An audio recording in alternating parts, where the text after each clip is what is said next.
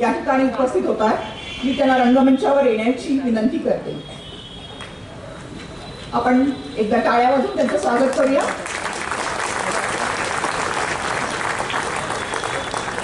त्याचबरोबर व्यासपीठावर असतील श्रीयुत अमित कुलकर्णी, श्रीयुत अमर दबडे, अमित शहाणे, शैलेश सुमंत आणि रोहन कुलकर।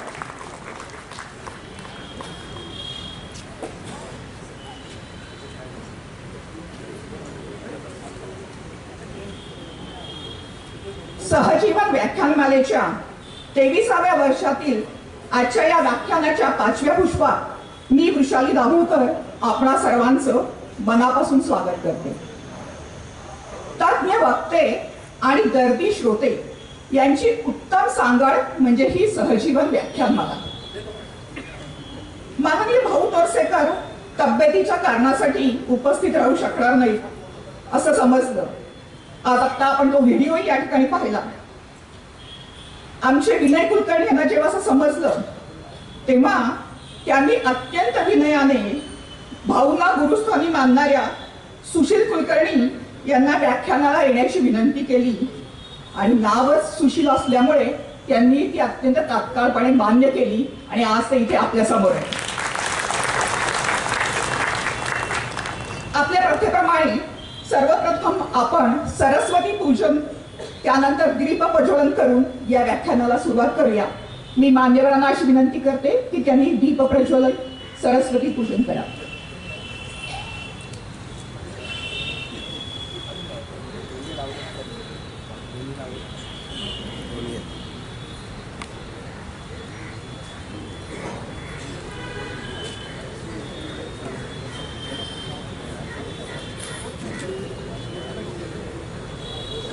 सहजीवन म्हणजे सुंदर नात्यांचा संवाद।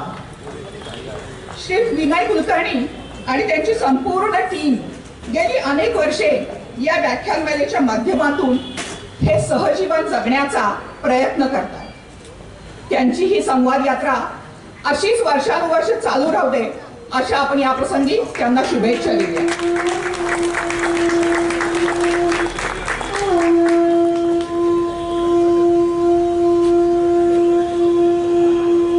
शंखध्वनीचं प्रसन्न वातावरण।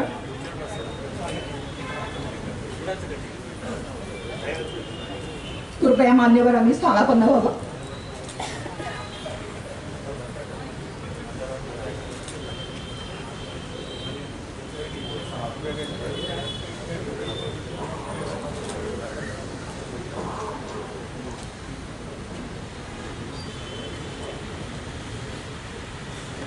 जे लोक या साईडला मला उभे दिसत आहेत समोर पोचावर आपण येऊन बसला तरी चालेल म्हणजे आपल्याला व्यवस्थित ऐकता येईल। प्लीज आपण पुढे येऊ, या ठिकाणी या साईडला बसा, या ठिकाणी बसू शकतात।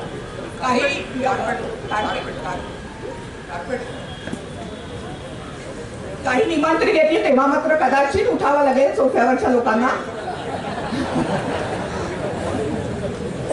नाहीतर त्यांना कार्पेट रेड कार्पेट असलं तरी नाही चालेल। यानंतर आपण सत्कार करूया आजच्या मान्यवरांचा। सर्वप्रथम पुष्पगुच्छ मी श्री अमित कुलकर्णी यांना अशी विनंती करते की त्यांनी श्री सुशील कुलकर्णी यांचं पुष्पगुच्छ देऊन स्वागत करावे। त्यानंतर आपण एक शिव समर्थ मुद्रा जी चांदीची आहे ती पण आपल्या निमंत्रितांना व्याख्यात्यांना भेट देत असतो। ही चांदीची मुद्रा अमित शहाणे यांनी द्यावी अशी त्यांना विनंती करते। त्यानंतर एक भेटवस्तू आहे ती पण आपण देणार आहोत आणि अर्थातच आपल्या सहजीवन व्याख्यानमालेचा मोमेंटो तो आपण त्यांना देऊ। बुके,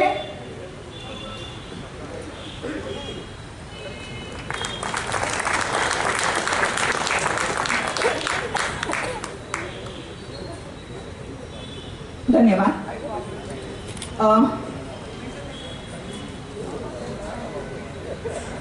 आपले दोन मोमेंटो आहेत, एक आपले व्याख्यानमालेचा मोमेंटो आहे आणि एक शिवसमर्थ मुद्रा जी चांदीची आहे त्याच्यावर शिवाजी महाराज आणि रामदास स्वामींची प्रतिमा आणि काही शिववचन त्याच्यावर कोरलेली आहे आणि ही छोटीशी भेटवस्तू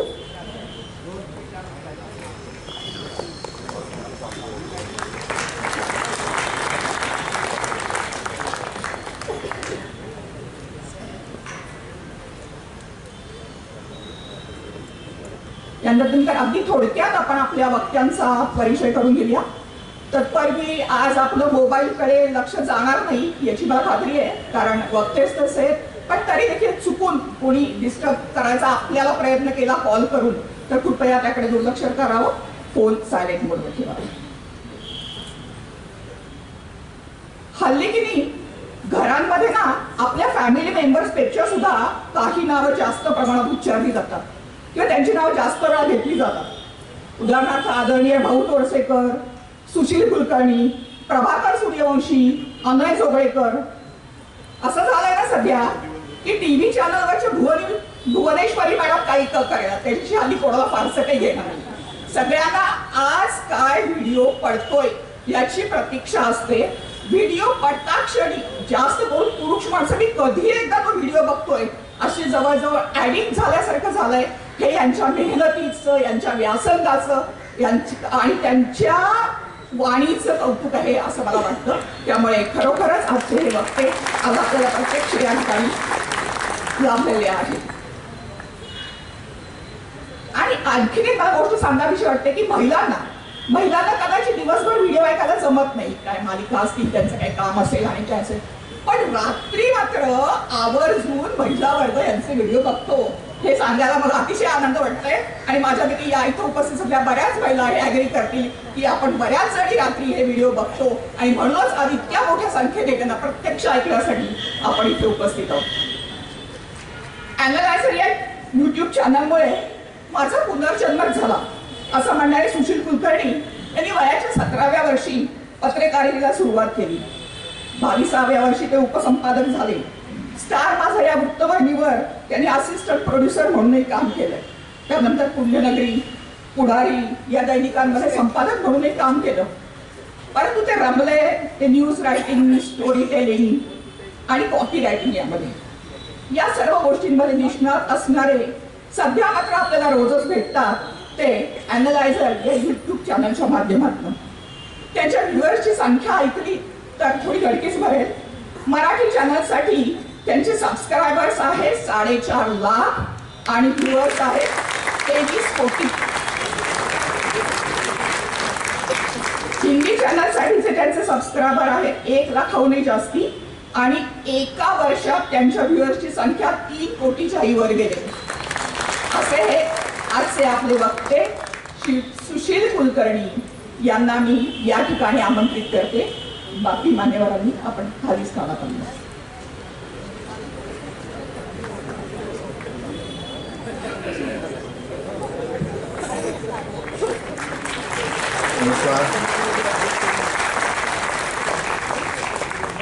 त्यांनी एक चॅनल सांगायचं सोडून दिलं आणि ते सांगावं असं मला अपेक्षित आहे.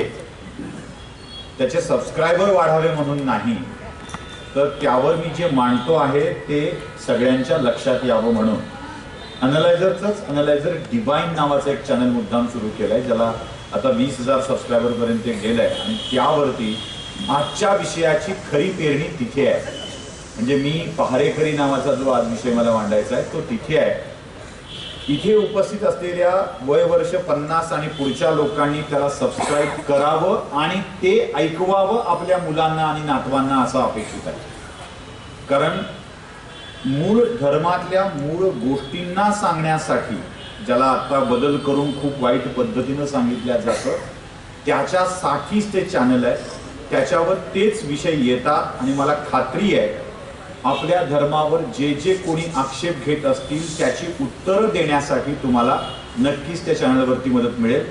त्यामुळं त्या चॅनलला बघण्यासाठी, प्रेक्षक संख्या वाढविण्यासाठी, व्ह्यूअर्स वाढवण्यासाठी सबस्क्राईब नका करू, तर नक्की आपल्यालाच काहीतरी नव्या गोष्टी ज्या नव्या वाटतात त्या, पण त्या नव्या नाही आहेत. जसं व्यासोच्चेष्टम जगत सर्वम आहे ना, तसं हे सगळं माझ्या पूर्वसुरींनी व्यक्त केलेलं आहे आणि ते त्या चॅनलवरती मांडलेलं असतं. त्यामुळे त्याला नक्की सबस्क्राईब करा. वाटल्यास एखादा व्हिडिओ अॅनलायझरवरचा कमी बघितला चालेल, पण त्यावरचे नक्की बघावे अशी माझी सगळ्यांना विनंती आहे.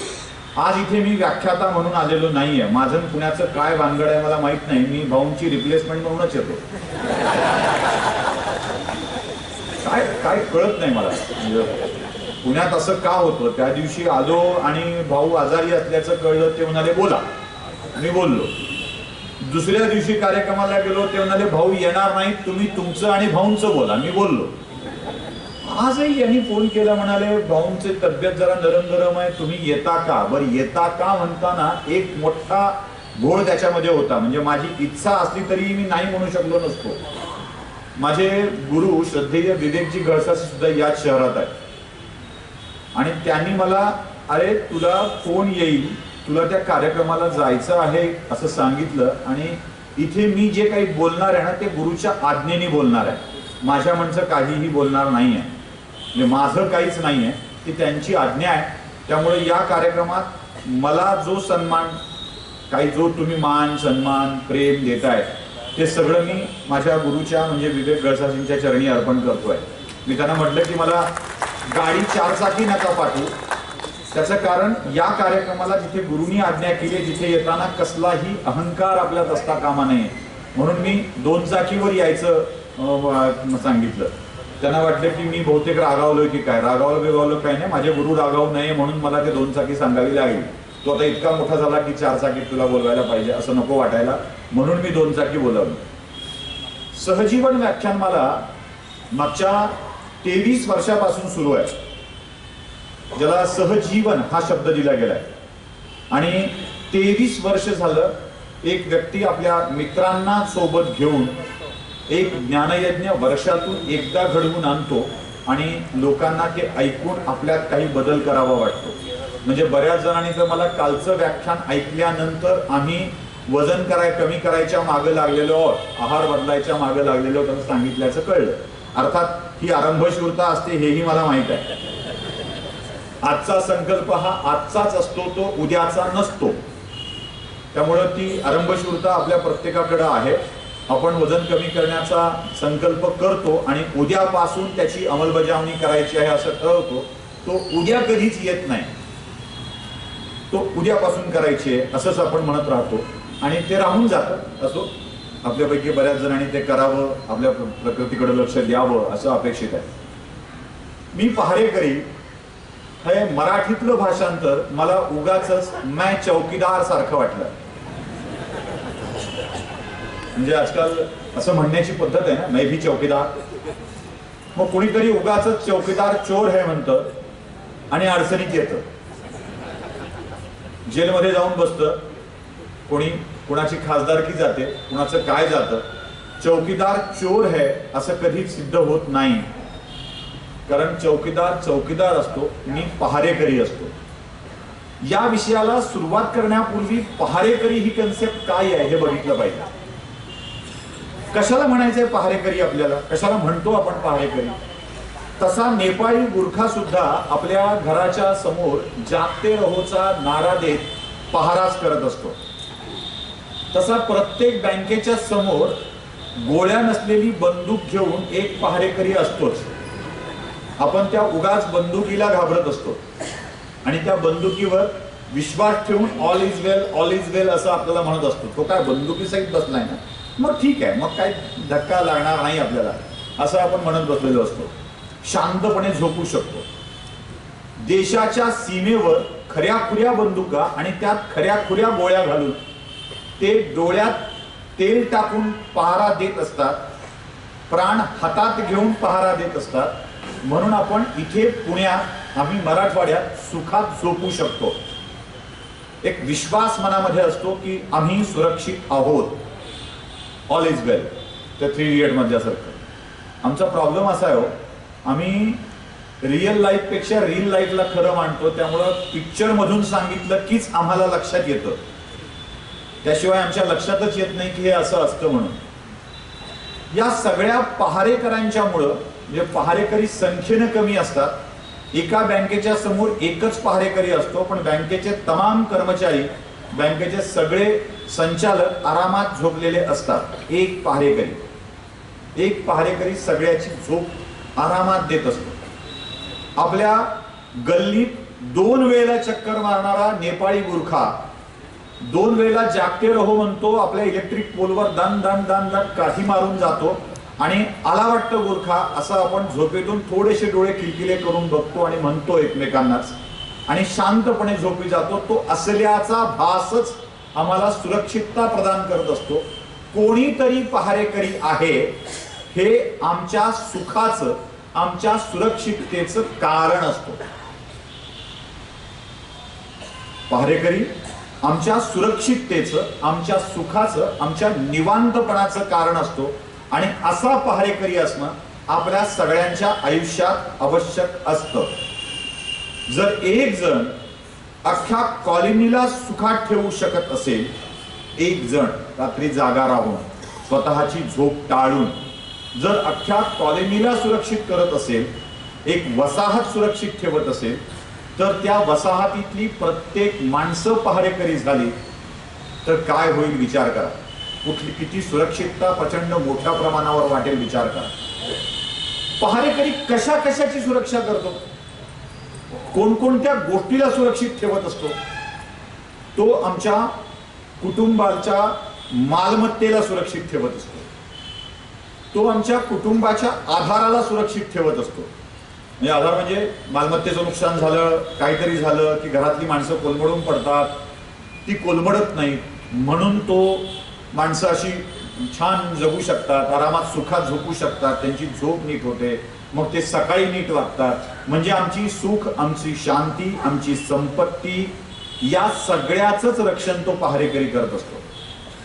म्हणून देशाच्या पंतप्रधानांनी स्वतःला चौकीदार म्हणून घेतलं, पहारेकरी म्हणून घेतलं. मोदींनी उगाच स्वतःला चौकीदार म्हणवण्याची हौस नव्हती. म्हणजे ते गुजराती आहेत, नेपाळी होण्याची हौस त्यांना नव्हती, तरीही त्यांनी स्वतःला गुजराती असतानाही म्हणजे जे पहारेकरी ठेवतात त्यांनी सांगितलं की मैं चौकीदार बनूंगा. हे चौकीदार बनणं काय असतं हे लक्षात घ्या. तुमचं अस्तित्व इतरांना सुरक्षित करत असतं, इतरांना छान वाटायला भाग पाडत असतं, इतरांच्या मनात तुमच्या असण्यामुळे एक शांतता, निरामयता प्रदान करत असतं. मग मी पहारेकरी असणं कशाचं असलं पाहिजे हे कळलं पाहिजे. म्हणजे लगे मी पहारेकरी झालो याचा अर्थ खाकी कपडा घातला, एक शिट्टी विकत आणली, एक दंडुका घेतला आणि गल्लीतल्या प्रत्येक पोलवर टंग टंग टंग वाजवत फिरत गेलो म्हणजे पहारेकरी झालो असा त्याचा अर्थ होत नाही. अनिष्ट रोखण्याचं काम कसं, आक्रमण करून कुणी आलंय त्याला थांबवण्याचं काम पहारेकरी नाही करत, पण तिथे कोणीतरी जागवणारा आहे, कोणीतरी जागते रहो म्हणणारा आहे. या एका कल्पनेनच चोरी करणारा, हल्ला करणारा, लुटणारा त्या परिसरात फिरकत नाही. खर तर 10-12 जणांचं टोळकं आल्यावर एक वॉचमन, तोही किडमिडीत, ज्याला आपण फार फार तर 20 रुपये, 25 रुपये, 30 रुपये महिन्याला देतो, पुण्यात किती देतात मला माहित नाही, माझ्या शहरात 20 रुपये देतात, अशा 20 रुपये घरटी गोळा करणाऱ्या माणसाला 4-5 जणांनी येऊन ठोकलं तर त्या बिचाऱ्याचं हाड सुद्धा हाती लागणार नाही अशी अवस्था असते. पण असा किडकिडीत देहाचा, स्वतः उपाशी राहणारा, रात्रभर जागून पुन्हा दिवसभर झोपणारा पहारेकरी तिथे आहे ही कल्पना चोरांना त्या कॉलनीपासून लांब ठेवते. कारण यांनी गोंधळ घातला तर काय करा, गोंधळ घातल्याबरोबर झोपलेली माणसं जागी होतील आणि झोपलेली जागी झाली की आपली चटणी करतील, आपल्याला चोरी करू देणार नाही हे त्या चोरांनाही ठाऊक असतं. त्यामुळं पहारेकऱ्याच्या मध्ये शक्ती असावीच लागते असं नाही, त्याच्याकडे युक्ती असावी लागते. अशी युक्ती जी तमाम झोपलेल्यांच्या मनामध्ये हा आपल्याला जाग करण्यासाठीच इथे आहे याची जाणीव जिवंत ठेवेल आणि तोच पहारेकरी खरा पहारेकरी असतो आणि त्याच पहारेकऱ्याला लोक घाबरत असतात. म्हणून आपल्या सगळ्यांची जबाबदारी काय ठरते, आपल्या सगळ्यांची ही जबाबदारी ठरते की मी पहारेकरी झालं पाहिजे.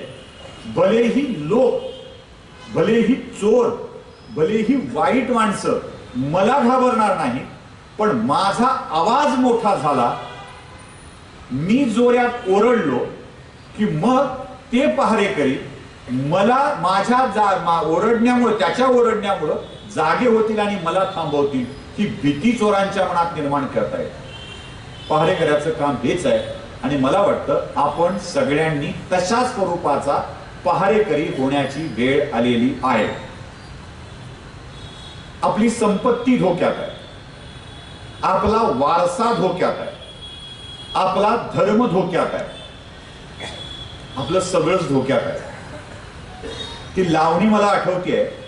लावणी खरंच खूप छान असते. लावणीचा अर्थ आपण कसा घेतो त्यावर अवलंबून आहे. मला वाटतं लावणी इतकं अध्यात्म दुसऱ्या कुठं मांडलं असेल असं मला तरी वाटत नाही. हात जोडिता बंधन सुटले वता जीवाला, मी पण नुरले आत्म्याने जणू परमात्म्याला, अर्पण केली कुडी देरे काना चोळी अन लुगडी, यासारखं अध्यात्म अजून कुठं सापडणार आहे. मला ती लावणी यासाठी आठवते. दुसरी, घाटा घाटानं उभारी धरली, पेरात पेरात साखर भरली, जात त्याला कुंपण घालशील किती, जात चोरांची लई हिकमती. आमच्या उसात पेरा पेरात साखर भरली आहे, पीक जोमात आलंय. ते सुद्धा वेगळ्या अर्थाने बोललंय, खूप छान अर्थाने, खूप छान अर्थाने यासाठी की एका स्त्रीचं यौवन तारुण्य रूप भरात आलंय आणि त्याला किती कुंपण घालणार आहे, जात चोरांची लई हिकमती म्हणते ती. तसं आमच्या धर्माचा ऊसही जोमानं आलाय, आमच्या समाजाचा ऊसही जोमानं भरलेला आहे. पेरा पेरात साखर भरली आहे, पण चोरांची जात फार हिकमती आहे आणि ही हिकमती जात याच्यावरच डल्ला मारायला टपलेली आहे.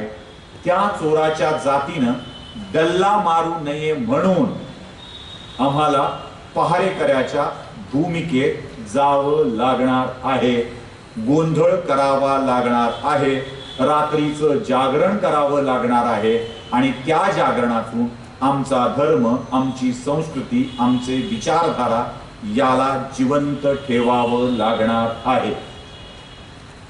भारतात प्रवेश करताना जसे वेगवेगळे टनेल खोदले जातात, अशी भुयारं खोदली जातात आणि त्या भुयारातून घुसखोर आत येतात, तशी धर्मात सुद्धा भुयारं खोदून, बिळं खोदून अनेक उंदरांनी उच्छाद मांडलाय. त्या उच्छादाला दूर करण्यासाठी पहारेकरी व्हावं लागणार आहे आणि ती तुमची आमची प्रत्येकाची भूमिका असावी लागणार आहे. तुम्ही सगळे म्हणालात की आमच्या नित्याचा एक क्रम झालाय, अनलायझर, प्रतिपक्ष, DG9 आकार किंवा आणखी सगळी चॅनल अनय जोगळेकर बघणं, हा आमचा दिनक्रम झाला आहे असं तुम्ही म्हणालात. हा दिनक्रम का झालाय हे जरा बघितलंय का? कशामुळे असं झालंय? का आम्हाला ते रोज बघावं वाटतंय? का आमची ती इच्छा होतीये? एकच कारण आहे, ते सगळे मूर्ख आहेत, काठी आपटत चालणारे, जा ते रहो वाले. म्हणजे माझ्या स्वतः सुद्धा एक काठी आहे आणि दिसला पोल, कुत्र्यांचं काम असतं दिसला खांब की टांग वर करण्याचं, गुरख्याचं काम असतं दिसला पोल की त्यावर काठी आपटण्याचं आणि काठी आपटून सांगायचं असतं जाते रहो. जे मांडायला हवं, जे समोर यायला हवं ते आणणारी माणसं दिसली म्हणून काहीतरी चांगलं घडू शकतं असं आपल्या मनात येऊ लागलं आणि कोरोना काळामध्ये काहीतरी चांगलं होऊ शकतं हा आमच्या मनातला भावच त्या कोरोनाच्या अख्ख्या लढाईला लढण्यासाठी कारणीभूत ठरला आणि आम्ही त्यातून पलीकडे गेलो, त्या संकटावर मात करू शकलो. योगायोगाने कोरोनासारखा आजार, राजकीय कोरोना हे सगळं एकाच वेळेला आमच्याकडे आलं होतं आणि दोन दोन संकटांचा सामना आम्हाला करावा लागला होता. काय आहे, विषाणूंचा संसर्ग असा भयंकर असतो, जसा भयंकर संसर्ग असतो विषाणूंचा, तो बाहेरचा विषाणू आत शिरला रे शिरला आपल्या शरीरात की त्रास देतो, तसाच बाहेरचा एक विषाणू वेगळ्याच परंपरेत घुसला आणि त्यांनी काही लोक निरुपयोगी करून टाकले, बाजूला काढले. मग लस आणावी लागली, लस द्यावी लागली आणि त्या लसीचा परिणाम आता आपण बघतोय अँटीबॉडीज वाढतात आणि अँटीबॉडीज वाढल्या की विषाणू आतल्या आत मरून जातो, तो आतल्या आतच मेला पाहिजे. मागच्या 2 घटनांच्या मध्ये विषाणूंना कसं नामोहरम केलं गेलंय आपण बघितलंय. 2 घटना. मला राष्ट्रीय भाष्य करायचं नाही असं मी ठरवलंय, त्यामुळं 2 घटनांच्या मध्ये विषाणू कसा आपल्याच बॉडीत संपवायचा असतो हे आपण बघितलेलं आहे. त्यामुळं या विषाणूंना बॉडीत घेणं आणि मग संपवणं, अँटीबॉडीज टाकाव्या लागतात हे लक्षात घ्या. त्यामुळे ती प्रक्रिया आपल्याकडे सुरू आहे. आणि हे सगळं घडत असताना आम्ही जागल्याच्या भूमिकेत आहोत का हे सुद्धा तपासणं आवश्यक असतं. काय आहे, आम्ही घाबरून खूप लवकर जातो. सामान्य मध्यमवर्गीय माणसांना पटकन घाबरायची सवय असते. पेपरमध्ये एखादी भयंकर बातमी आली की इथे उपस्थित असलेल्या बहुतेक जनसमुदायापैकी पेपर आपल्या बायको समोर ठेवत ते म्हणतात, बघ किती भयंकर व्हायलंय. संपली आपली चिंता व्यक्त करणं. मग तीही म्हणते, हो ना, अवघडच आहे सगळं, काय होणार आहे जगाचं होणार ठाऊक, आपण आपल्याला सांभाळलेलं बरं. आमची चिंता संपली, आमचं एकमेकाला जाग करणं संपलं. ती त्याला म्हणते, तो तिला म्हणतो, दोघं एकमेकांना बोलतात आणि जगाची चिंता संपून जाते. पण या सगळ्यामध्ये त्याला उत्तर देणं, त्याला चुकीचं ठरवणं हे आपल्याकडून राहून जातं. आणि जेव्हा आपण उत्तर देत नाही, उलट कळवत नाही, त्याला उत्तर असं देत नाही की त्याचा आवाज बंद झाला पाहिजे, हे जेव्हा समोरच्याला कळतं तेव्हा तो टपल्या मारत राहतो. ज्याला मार खायची सवय आहे ना, त्यालाच नेहमी मारलं जातं हे लक्षात ठेवा. म्हणजे ते जे ना, एक गालावर मारलं की दुसरा गाल पुढे करा, मग तो दुसऱ्याही गालावर मारेल. आता तिसरा गाल नसतोच, मग तिसरा गाल नसतो, त्यामुळं तशाच मासल भाग आपल्या मागे असतात, लोक त्याच्यावरही मारतात आणि आम्ही खुशाल निघून जातो. अहो, आमच्या मागे मारलो, पाय लावून पळून जातो. इतकी वाईट अवस्था आमच्याकडे येते. पहिल्याच फटक्यानिशी चौकीदार होऊन जेव्हा मारल्याची बोंब आपण मारायला लागू ना, तेव्हा मारलेल्यांना भीती वाटायला लागते, हे लक्षात ठेवा.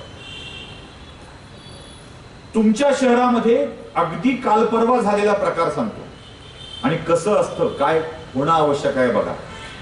पुणे विद्यापीठाच्या ललित केंद्रामध्ये, ललित कला केंद्रामध्ये लघुनाटिका सादर झाली आणि या लघुनाटिकेमध्ये लक्ष्मणाच्या वेशात असलेला व्यक्ती राम पळून गेला आहे म्हणून सीतेचा वेश धारण केलेल्या व्यक्तीला सिगारेट पेटवून देतो आणि बबच्या बाराखडीला षष्ठीचे विभक्ती प्रत्यय लावून मातृकुळाचा उद्धार करत दोन्हीही बोलतात.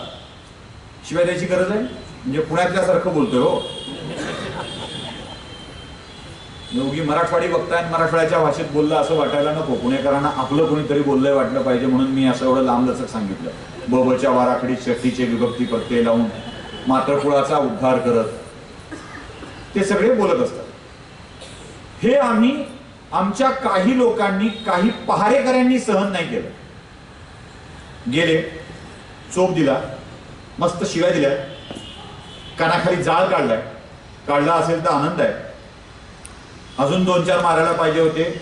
जसं अण्णा हजारे म्हणले एकच मारा क्या, तसं मलाही प्रश्न पडतो, 1-2च का मारले असतील.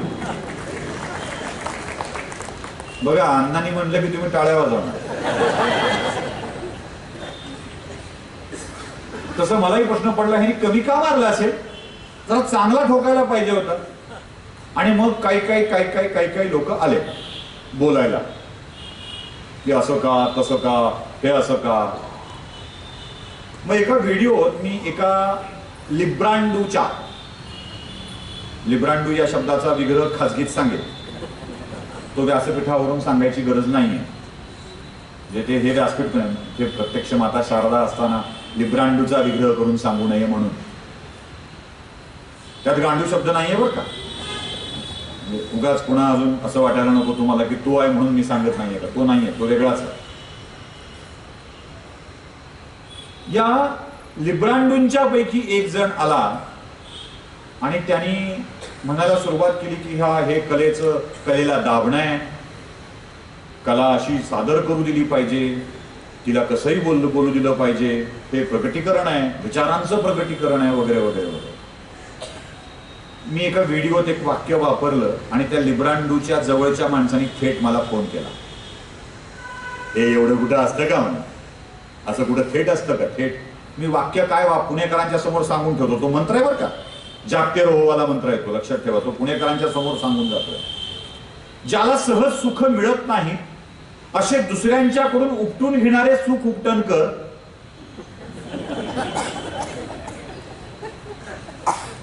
आधी आपल्या पोरीच्या वयाची बाईची सेवा करतात, मग तिचं लग्न विदेशात लावून देतात आणि मग तिच्या आईची मनोभावे सेवा करतात. एकाच प्रकारची, जशी लेकीची तशी आईची. हे लिब्रांडू, ही यांची वागणं, ही यांची अवकात, हे यांचं कल्चर, ही यांची विकृती. आणि यांच्या या विकृतीतून निर्माण झालेल्या कलाकृतीला आमच्या देवाचा अपमान करत सहन करण्याची शक्ती आमच्यात घेऊन त्यांना परवानगी द्यायची. कोण्या नाऱ्यानं सांगितलंय? तुका म्हणे ऐशा नरा मोजून माराव्या पैंजरा, जगद्गुरु तुकोबा यांनी सांगितलं. आम्ही रामदासांचे भक्त आहोत, आम्ही तुकोबांचे भक्त आहोत. आम्ही असे समोर आले की ठोकूनच काढणार, ठोकूनच काढणार. मग दुसरे 1.5 शहाणे आले आपल्या अकलेच्या नसलेल्या प्रकाशाची किरणं टाकण्यासाठी. कुणी माने न माने ते असतात म्हणे कलाकार. एकानं सांगितलं, म्हणाला की तो शहाणा म्हणाला की बघाओ, आधीपासून हे चालत आलंय. तो इंदलकरांचं नाटक बघा, गाढवाचं लग्न. त्यात तो सावळा आवळा कुंभार इंद्राच्या दरबारात जातो सदेह आणि तिथे म्हणतो इंद्राचा दरबार जणू रंडीबाजांचा अड्डाच. आणि तेव्हा नाटकाला कडकडून टाळ्या पडायच्या. तुम्हाला हे कसं चाललं? शोले पिक्चर मधला अमिताभ बच्चन हेमा मालिनीला पटविण्यासाठी महादेवाच्या मूर्तीच्या मागे दडतो. म्हणजे माझा मुळात आक्षेप आहे, महादेवाच्या मूर्ती कुठेच नसतात, ती असते पिंड, तिच्यावर दडता येत नाही. त्या पिक्चरवाल्याने मूर्ती काढली महादेवाची. आमच्याकडे मूर्तीची पूजा महादेवाची होत नाही, यांनीच काढली. तो लपतो आणि कन्ये असं म्हणून काहीतरी बोलतो. ते तुम्हाला कसं चाललं? वेगवेगळ्या चित्रपटाचे संदर्भ देऊन त्यांनी सांगितलं की या चित्रपटात यदा कदाचित नाटकामध्ये कसं काय चाललं, ते सगळे केलेले विडंबन तुम्हाला कसे काय चालले असा प्रश्न विचारला. आणि सांगितलं की आत्ताच बरं तुम्हाला आठवलं हे सगळं सांगायला? अरे त्यावेळेला आम्हाला अक्कल नव्हती, आत्ता आली. खरं तर त्याच वेळेला कानपटात मारलं असतं तर बरं झालं असतं. आत्ता बोलायची अवकात तुमची आली नसती. आम्हाला काय सवय होती, बापू के बंदर थे 3. तुमचं काहीच बघू नका, तुमचं काहीच ऐकू नका, तुम्हाला काही सांगू नका, अशा स्वरूपात आम्ही वागत आलो. एक गाल पुढे गेल्यावर दुसराही गाल पुढे करत गेलो. तुमचे गाल संपले म्हणून तुम्ही आमच्या पार्श्वभागावरही आणली. आम्हाला अक्कल नव्हती, आत्ता आली आहे. बोला काय म्हणायचं आहे? आणि हेच तर तुमचं षडयंत्र आहे ना. बघा, प्रत्येक चित्रपटात हवस का पुजारी असतो का? हवस का मौलवी म्हणायला तुमची जीभ झडते? हवस का पादरी म्हणायला तुमची जीभ झडते? जरा म्हणून बघा बरं, जरा लिहून तरी दाखवा. हवस का मौलवी, मग सरतन से जुदा. आमच्याकडे का नाही होत? पहारेकरीच नाही. सरतन से जुदा करू शकतो म्हणणारा कोणीच नाही. आम्हाला ते शिकवलं नाही सरतन से जुदा म्हणायचं. आम्ही आपलं चिकित्सा खुलेपणाने घेतलं पाहिजे, खुलेपणाने घेतलं पाहिजे. अरे तू तुझ्या बापाचाच आहेस का? हो, मी माझ्या बापाचाच आहे. सांगू का स्पष्ट करून? कशाला आईच्या चारित्र्यावर शंका घेत तरी गप्प बसतो?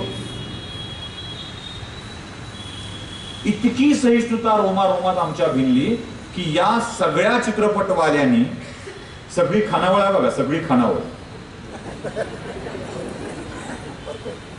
आणि गमतीची गोष्ट अशी की इकडे दीक्षितांची माधुरी, कुलकर्ण्यांची ममता,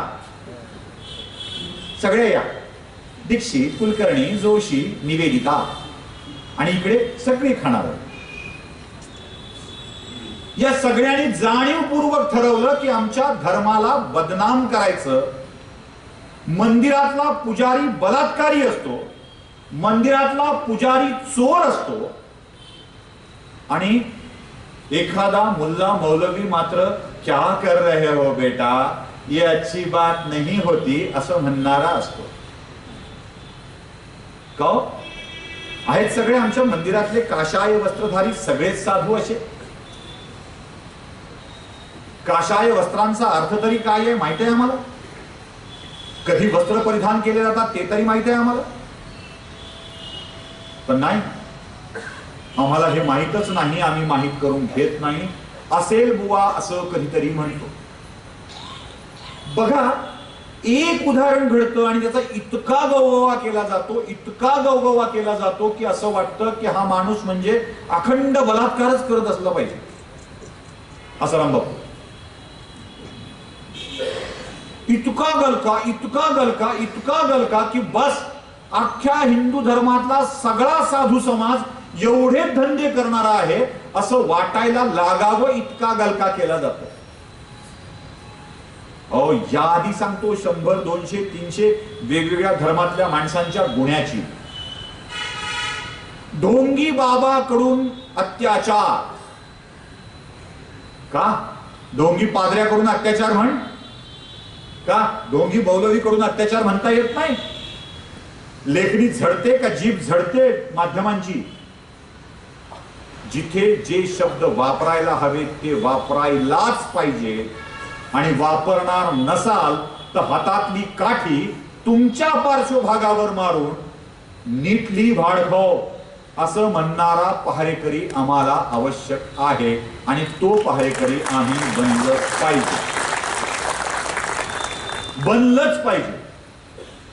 हो, प्रत्येक विषयात चूक सांगितलं, हो प्रत्येक विषयात चूक सांगितलं. धर्मात चूक सांगितलं, समाजात चूक सांगितलं, प्रत्येकात चूक सांगितलं, आणि आम्ही इतके चूक आहोत, आम्ही इतके वाईट आहोत असं आम्ही समजून घेऊन जगत राहिलो. घोटाळा कुठे होतो माहित आहे? चौकीदार पहारेकरी शस्त्रधारी असतो, आणि जो हातात शस्त्र घेतो तो क्षत्रिय असतो. जेव्हा जेव्हा जगातलं क्षात्र तेज क्षीण होत गेलंय तेव्हा तेव्हा त्याचा फटका धर्माला बसलाय. क्षात्र तेज क्षीण झालं की धर्म लुप्त होऊ लागतो, हे लक्षात ठेवा. भारतात धर्माला ग्लानी केव्हा आली आहे? जेव्हा आमचं क्षात्र तेज क्षीण झालंय, आमचे राजे परास्त झाले. सोरटी सोमनाथाचं मंदिर मोहम्मद गजनीनं फोडावं, तोडावं, ही घटना कधी घडते? जेव्हा आमचा राजा पराभूत होतो. अकबर, माफ करा, तो मीरबाकी नावाचा बाबराचा सरदार अयोध्येचं मंदिर तोडून केव्हा जातो? जेव्हा आमचा राजा पराभूत होतो. मथुरेतलं मंदिर उद्ध्वस्त करून जेव्हा तिथे मस्जिद बांधली जाते तेव्हा मथुरेवर राज्य करणारा आमचा राजा पराभूत झालेला असतो, क्षात्र तेज क्षीण झालेलं असतं. जेव्हा आमच्या काशी विश्वनाथाच्या ज्ञानव्यापी मंदिरावर ज्ञानव्यापी घुमटासहित मस्जिद बनते, हे केव्हा घडतं? जेव्हा औरंगजेब शक्तिशाली झालेला असतो आणि वाराणसीवर राज्य करणारे क्षत्रिय निष्प्रभ झालेले असतात, त्यांचं तेज संपलेलं असतं. हातातलं शस्त्र गंजू लागलं की क्षात्र तेज क्षीण होत जातं, आणि क्षीण झालेलं क्षात्र तेज आमच्या धर्माला सुद्धा क्षीण करत जातं. हा आमचा आजवरचा अनुभव आहे.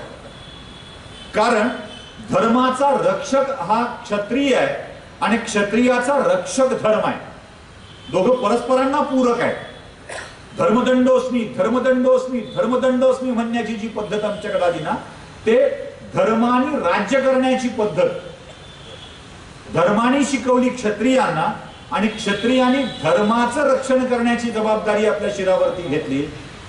चौकीदाराचं शस्त्र गळून पडलं, चौकीदार अशक्त झाला, तो जागते रहो म्हणू लागला नाही की धर्माला ग्लानी येते, म्हणून भारतात एक काळ असा झाला होता की राजे धर्मांतर करू लागले होते आणि बहुतेक भारत हा बौद्ध धर्माच्या अखत्यारीत आला होता. त्यानंतर आद्य शंकराचार्यांनी बहुतेक राजांचं मतपरिवर्तन केलं आणि त्यानंतर सुरू झाला हिंदू धर्माचा परत एकदा उदय काळ.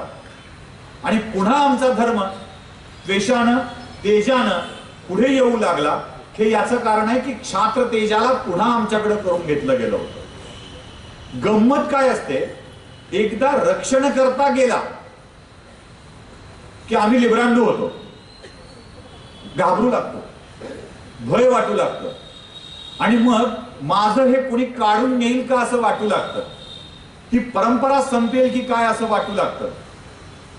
माझ्याची उपजीविका ज्याच्यावरती असते त्यांना भय वाटू लागतं की माझी उपजीविका संपेल की काय. मग ती उपजीविका संपू द्यायची नसेल, माझा धर्म बुडवला नसेल, तर मी जे आहे ते कर्मकांड कर्मठपणे करायला लागतो. एकदा कर्मकांडात कर्मठता आली की मग त्याचं योग्य अयोग्य सांगण्याची बुद्धी कुंठित होऊन जाते. शास्त्र असतं ते असं आपण म्हणायला लागतो आणि शास्त्र का असतं हेच आम्हाला सांगता येत नाही. आम्ही करतो, शास्त्र असतं ते राहू दे आमचं आमचं आहे, आम्ही असंच करतो हे सांगायला सुरुवात करतो. आणि त्या दिवशी पुढे चिकित्सा करणाऱ्या लोकांच्या समोर आम्ही आमचा धर्म मांडू शकत नाही, ही आमची खरी अडचण होते. म्हणून माझं म्हणणं आहे, आधी पहिल्यांदा तुम्हाला काय व्हायचं असेल तर तुम्हाला चौकीदार झालं पाहिजे. चौकीदार यासाठी झालं पाहिजे की धर्म काय आहे हे जागते रहो तुम्हाला सांगण्यासाठी जागणं का आवश्यक आहे हे तुम्हाला कळलं पाहिजे. भयसापळा बघितलाय कधी? भयसापळा पोपटाचा. पोपटाला पकडायसाठी जाळं लावायची गरज नसते, अजिबात गरज नसते. पोपटाला पकडायचं असेल तर स्टील सारख्या गुळगुळीत एक दांडीला हलक्या दोरीने बांधलं जातं, हलक्या दोरीने, आणि त्याच्यावरती खायच्या वस्तू बांधल्या जातात. डाळिंब, पेरू, असं मिरची, असं काहीतरी बांधलं जातं. पोपट तिथे येतो, फक्त पोपटच येतो ते खायला. दुसरे पाखरं बसत नाहीत आणि बसतरी निघून जातात. सापडतो फक्त पोपट. पोपट त्या दांडीला घट्ट पकडतो आणि ते खायला लागतो. पोट भरेपर्यंत खातो आणि मग नंतर पोट भरल्यावर त्याला उडायचं असतं. पंख फडफडवतो, पण त्या गुळगुळीत दांडीवरून पाय निसटेल असं गृहीत धरून तो त्या दांडीला असा घट्ट पकडून असतो.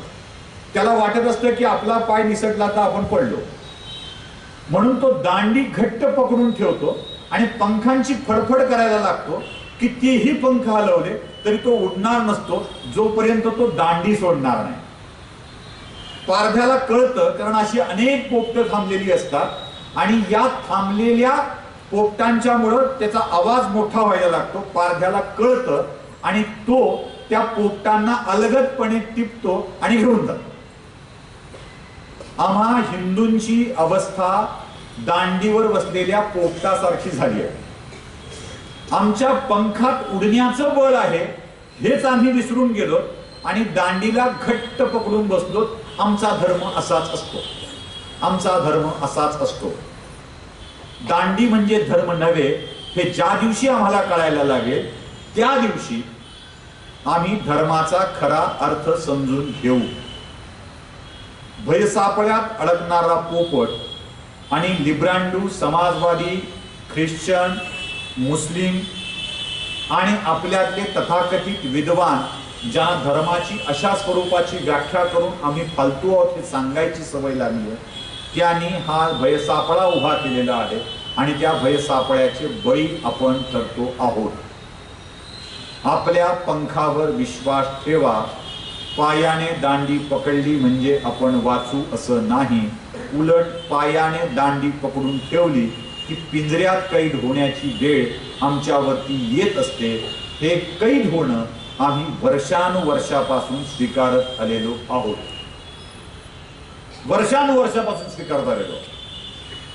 लोक म्हणतात मग कुलकर्णी एवढं तोंड चालवून पटापटा पटापटा पटा बोलता, मग रामायणातल्या कथांविषयी बोला की ना. आता पहारेकरी व्हावं, आता पहारेकरी व्हावं. मुळात रामायण हा ग्रंथ असेल, मुळात रामायण हा ग्रंथ असेल तर त्याचं कॉपीराईट कुणाकडे जातील? एक पुस्तक छापलंय रामायणाचं ग्रहित धरून, त्याचे कॉपीराईट कुणाकडे जातील? लेखकाच्याकडे. रामायणाचे लेखक कोण आहेत? वाल्मिकी. मग वाल्मिकीनी लिहिलंय ते खरं आहे की त्यावर केलेल्या नंतरच्या टीका खऱ्या आहेत? अमुक एकाने लिहिलं, तमुक एकाने लिहिलं, तमुक एकाने लिहिलं, हे खरं आहे? काय खरं आहे? वाल्मिकीनी जे लिहिलंय ते खरं आहे. गंमत अशी आहे की आपल्या मूळ ग्रंथांवरच्या टीका खूप छान, खूप झाल्या. म्हणजे अगदी भगवद्गीतेच्या एका श्लोकावरती माऊली एक अध्याय लिहितात. म्हणजे भगवद्गीतेमध्ये एकच प्रश्न अर्जुन कृष्णाला विचारतो दुसऱ्या अध्यायात.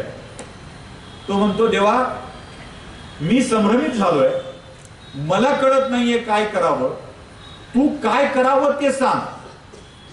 या एका वाक्यावर माऊली किती श्लोक रचतात, अर्जुनाची भावावस्था किती स्पष्ट करून सांगतात. काय काय लिहिलंय माऊलीनी. अरे माझी अवस्था कशी झाली हे सांगताना अर्जुन आपल्या समोर पटकन उभा राहतो. आपला प्रॉब्लेम काय माहितीये का?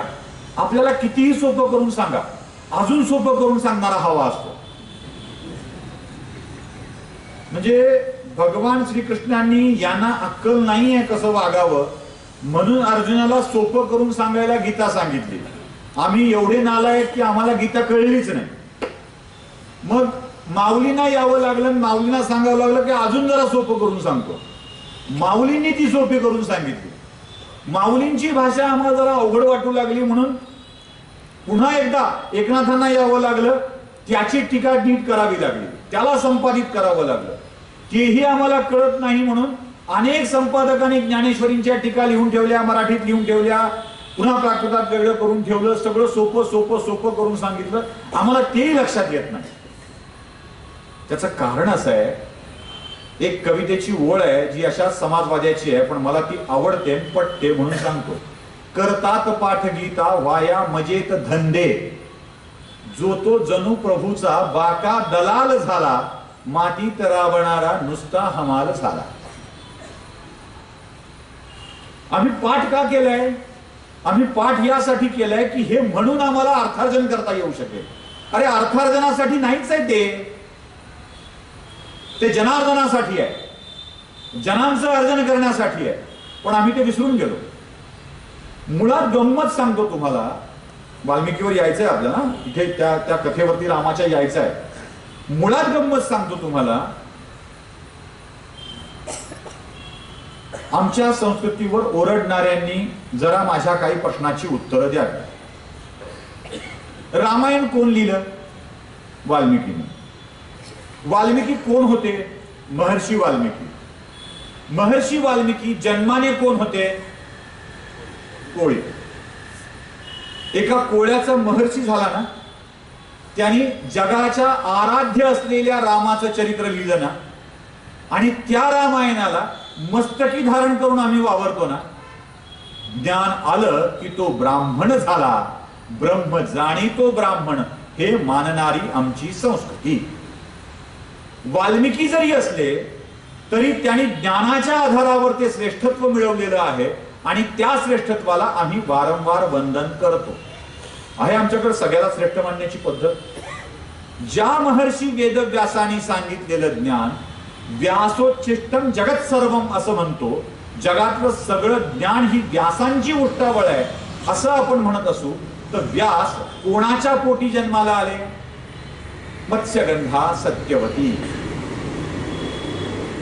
मग मत्स्यगंधा सत्यवतीच्या पोटी जन्माला येणारं अपत्य महर्षी होऊ शकतं, महाभारताची निर्मिती करू शकतं, या सगळ्या वेदांचं एकत्रीकरण करून त्याचं ज्ञान जगाला देऊ शकतं.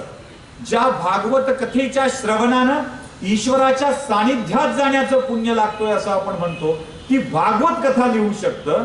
आम्ही मत्स्यगंधेच्या पुत्राला महर्षी पदापर्यंत नेऊन ठेवलं. त्याच्या ज्ञानाला नमन करण्याची वृत्ती आमच्याकडे होती, ती परंपरा होतीच. ज्या महर्षी विश्वामित्रांचा आपण उल्लेख करतो ते महर्षी विश्वामित्र कोण होते? विचार केला तर जन्माने क्षत्रिय होते, पण ते महर्षी झाले, ते ब्राह्मण झाले की नाही? ज्या मातंग ऋषीचा उल्लेख आपण करतो, ज्यांच्या आश्रमात शबरी प्रभू रामचंद्रांना भेटली, ते मातंग ऋषी कोण होते? आणि ते महर्षी झाले. नुसता स्वतःचा उद्धार नाही केला, शबरीचा उद्धार करून गेले आणि शबरीला सांगून गेले, बाई प्रभू रामचंद्र येतील आणि तेव्हा तुझा उद्धार होईल.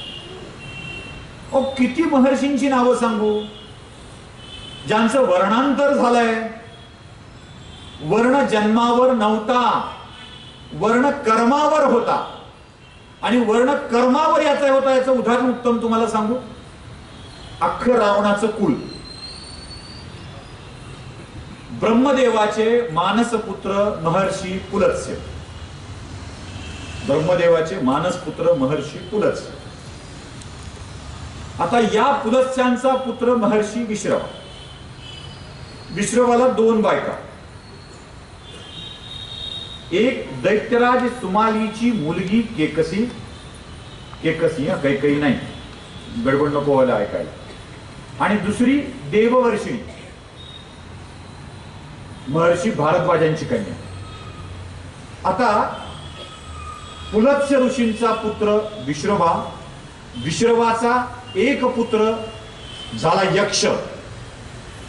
कोण? कुबेर. एक झाला यक्ष. रावण झाला, विभीषण झाला आणि शूर्पणखा झाली राक्षसी. विभीषण झाला मानव. एकच पुढं, एक ऋषी, एक यक्ष, एक राक्षस, एक मनुष्य. किती वर्ण बदलली बघा. एकाच कुळात जन्माला आलेले, एकाच बापाची लेकरं. काही जणांच्या आया वेगळ्या होत्या, पण त्यातही पुन्हा व्हरायटी आहे. म्हणजे माणूस राक्षस, ती व्हरायटी आहेच आहे. तिकडे ऋषी यक्ष, व्हरायटी आहेच आहे. यक्ष म्हणजे कुबेरा, कुबेराला यक्ष मानतो आपण, ती व्हरायटी आहेच आहे. मग जर अशी वर्णांतर कर्माने ठरत असतील तर आम्ही जन्मानं अमुक एक आहोत असं सांगण्याची प्रवृत्ती आमच्यामध्ये दिली कोण? प्रत्येक वेळी कर्माला, कामाला, ज्ञानाला वंदन करून त्यांचं मोठेपण समजण्याची प्रवृत्ती आमच्यामध्ये होती. ती आमची संस्कृती होती आणि त्या संस्कृतीला घेऊन आम्ही चालत आलेलो होतो. मग रामायणातल्या कथा, आता आपण त्या तिथे येतोय. रामायणातल्या कथा या अगदीच वेगळ्या पद्धतीनं मांडत आम्हाला रामायणालाच बदनाम करणारे, रामाला बदनाम करणारे किती जण आहेत. आणि काय काय खोटेपणा रामायणामध्ये सांगितला तो जरा आम्ही अभ्यासलाय का कधी? मुळात तो अधिकार वाल्मिकींचा. सुंदर करण्यासाठी, अधिक समजावून सांगण्यासाठी कोणी काही घातलं असेल तर ते ठीक आहे. बघा, एक श्लोक तुलसीदासांच्या रामायणातला सांगून आमचा धर्म किती वाईट आहे हे सांगितलं. तो श्लोक कोणता? धोर गवार शूद्र नारी सभी ताड़न के अधिकारी. धोर गवार शूद्र नारी सभी ताड़न के अधिकारी. आता माझ्या मूळ कन्सेप्ट वरती मी येतोय हळूहळू, तुमच्या लक्षात यावं यासाठी मी सांगतोय. आपल्या भाषणाच्या मूळ विषयाकडे येतोय हळूहळू. मग ब्राह्मणांना वर्चस्व दिलेलं आहे असं सांगून बाकी जातींना महत्वच नाही असं सांगण्यासाठी धोर गवार शूद्र नारी हे सगळे मारहाण करण्याच्या लायकीचे आहेत असा अर्थ सांगितला जातो आणि ब्राह्मणांना आरोपीच्या पिंजऱ्यात उभं केलं जातं. आता ब्राह्मणांना का केलं जातं? तर ब्राह्मणांना ते हिंदू धर्माचे पहारेकरी आहेत म्हणून केलं जातं. एकदा का पहारेकरी, एकदा का चौकीदार बँकेच्या दारातून हटवला की बँक लुटायला मोकळं. तिथे फूट पाडायची हे साधं सरळ गणित. बर खरं काय आहे? तुलसीदासाचं रामायण हे अवधी भाषेत लिहिलेलं आहे, हे तर सगळ्यांना मान्य आहे. अवधी भाषेत लिहिलेल्या रामायणामध्ये काय सांगितलंय? ढोल गवार शूद्र नारी सभी ताडन के अधिकारी. आता अवधीत ताडन या शब्दाचा अर्थ काय आहे? ताडन म्हणजे मारणं. कुणी म्हणेल ताडन म्हणजे मारणं. वो सामने से गुजरा ये ताड़ता रहा. काय होतो अर्थ? हा बघत राहिला, नुसतं एकटक बघत राहिला. आता अधिकारी हा जो शब्द आहे तो कशासाठी आला असेल? कुणी लायकीच्याला तू अधिकारी आहेस असं म्हणतं का? तू खेटर खायच्या लायकीचा असतो असं म्हणतो आपण. तू खेटर खायचा अधिकारी आहे असं म्हणतो का? अधिकार आणि लायकी यात फरक आहे. आता हे मगाशी म्हणाले बघा सूत्रसंचालन करताना, जर कुणी गेस्ट आले तर तुम्हाला सोफ्यावरून उठावं लागेल, नाहीतर त्यांनाच आपल्याला खाली मॅटवर बसवावं लागेल. म्हणजे येणाऱ्या गेस्टची लायकी मॅटवर बसण्याची आहे का अधिकार सोफ्यावर बसण्याचा आहे?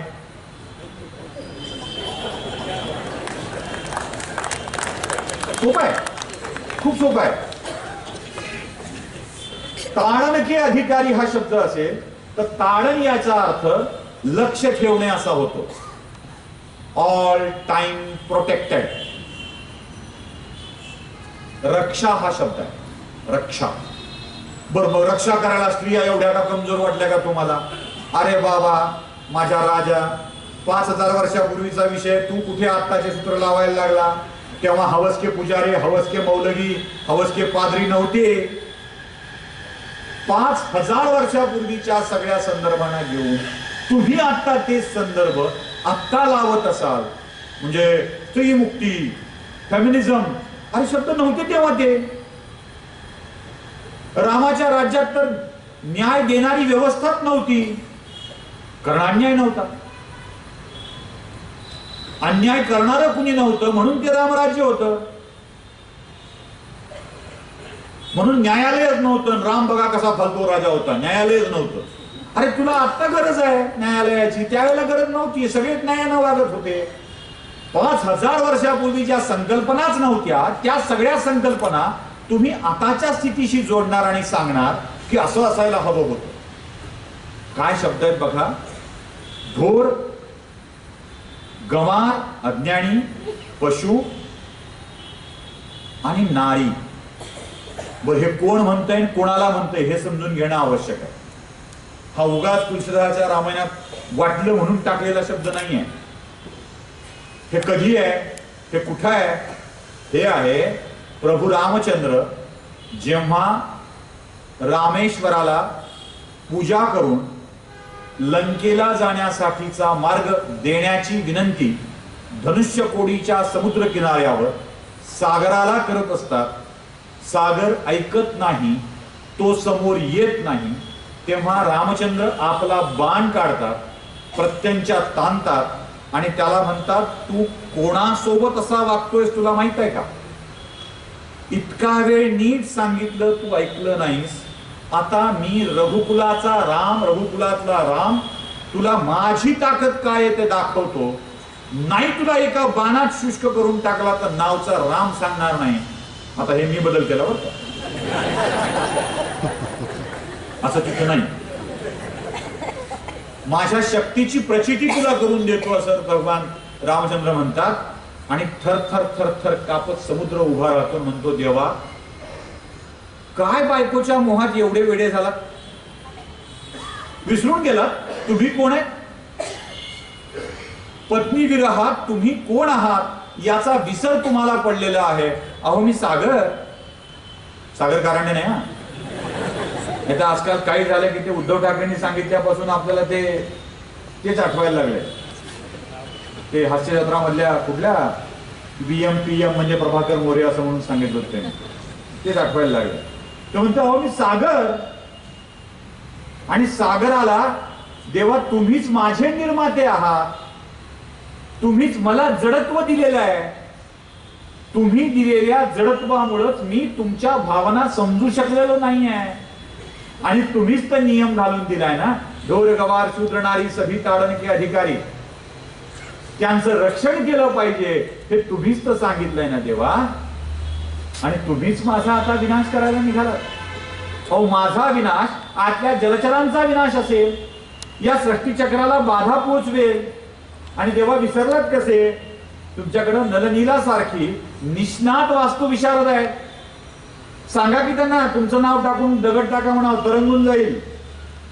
आणि मग रामाना कळतं, अरे आपण चुकलोच होतो, असं नव्हतं करायला पाहिजे होतं. ते म्हणा ठीक आहे तू जा. ते गेला आणि मग सेतू तयार झाला. काय सुंदर कल्पना आहे ना. या ओळीत दोनच उचलायच्या, त्याचा हवा तसा अर्थ सांगायचा आणि ते जगाच्या समोर मांडायचं. हे कुठून आलं? हे हलकट ब्रिटिशांच्या पासून आलं. कारण आपली पुस्तकं आपणच वाचलेली नव्हती. आपण कधी वाचली? आपल्याला योग कधी कळला? जेव्हा योगा, इंडियन योगा नावाची पुस्तकं आली, त्याला ये लागला. आमचा चंबू वाचला, हा किंग रामा असा झाला की आम्हाला राम कळायला लागला.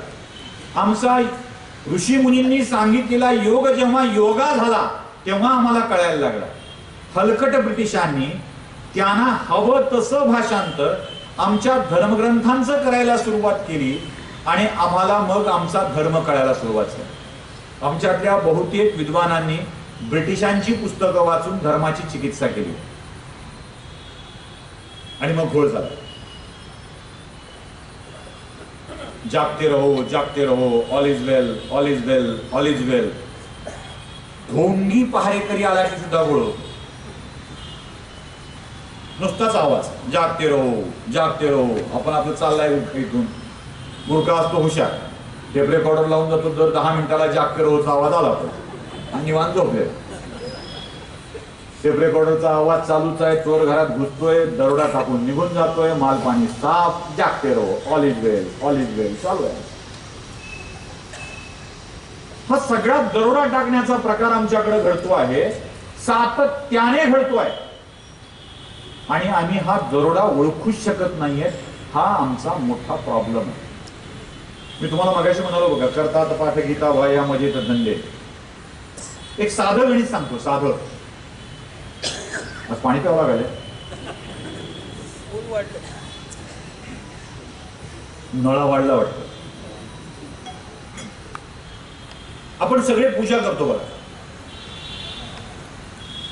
आणि पूजेला बसतो. पूजेला बसताना बहुतेक ब्राह्मण आपल्याकडून संकल्प करून घेतात. वेगवेगळ्या मंदिरात संकल्प सुद्धा करतात. म्हणजे तुम्ही संकल्प सोडून जा, आम्ही पूजा करून घेऊ.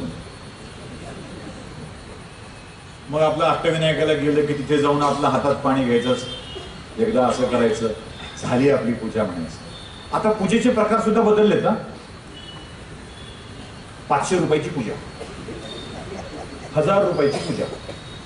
5000ची केली तो चांगला धर्माभिमानी, त्याचं बोर्डावर नाव लागतं. पूजेचे प्रकार बदलले.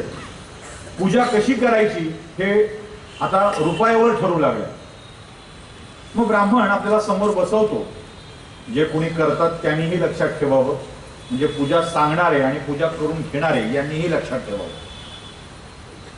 माझ्या या वाक्यावर बरेच जण माझ्यावर चिडतात.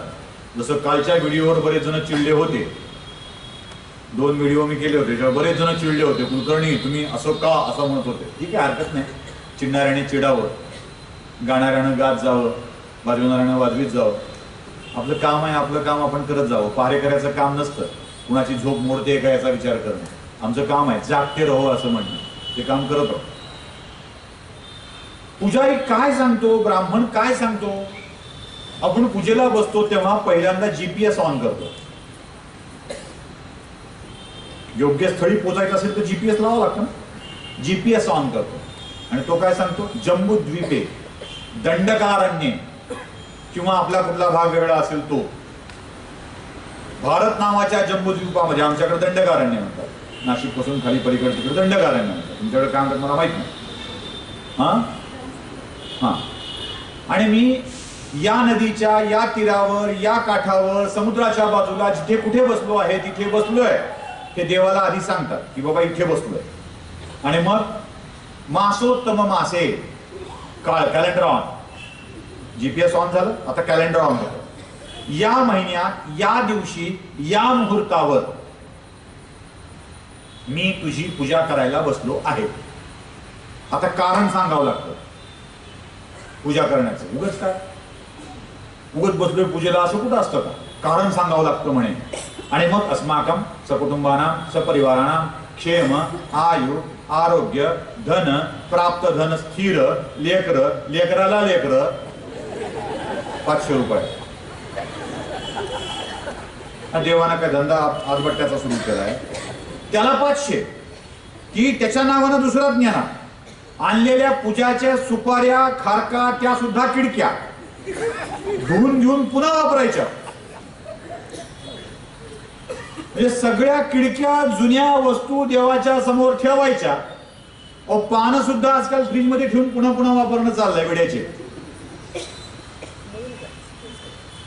म्हणजे मला हसू आलं ज्या वेळेला मी इथे जेवायला गेलो त्या हॉटेलामध्ये, तिथे तांबूल मिळालं मला पाकिटात ठेवलेलं, 4 महिन्यापूर्वी पॅक करून ठेवलेलं. ते तांबूल खाताना मला ते पाकिट घेऊन जा म्हणले 250 रुपयाला. म्हणलं हानील ना बाप माझा, घरी सांबार विडा करून खायची सवय लागलेली, ती तर कुठं अजून 10-250 रुपयाचा करून घेऊ, रिकामा ताण. 500 रुपयात एवढी सगळी सुख देवाला मागायची. आणि झालं तुमचं कल्याण असं सांगतो आपणही मोठ्या शुद्ध अंतःकरणाने कपाळी गंध लावून आता झालं माझं कल्याण असं म्हणून घरी येतो. बघा ही ऑल इज वेलची भावना आहे फक्त, बाकी काय नाही. देव असलं काही देत नसतो. तुम्हाला लेकरं देण्याचं काम देवाचं नाही. देवाचं असं तर तुमचे लग्न केले नसते. तुकारामाने सांगून ठेवले, 900 कन्या पुत्र होती मग का करणे लागे पती. फार अगदी कठोर आणि अत्यंत चापकाच्या भाषेत तुकाराम महाराज बोलतात. जे माऊली खूप सौम्यपणे माऊलीच्या भाषेत बोलतात ना, तुकाराम महाराज बाप असल्याच्या भाषेत बोलतात.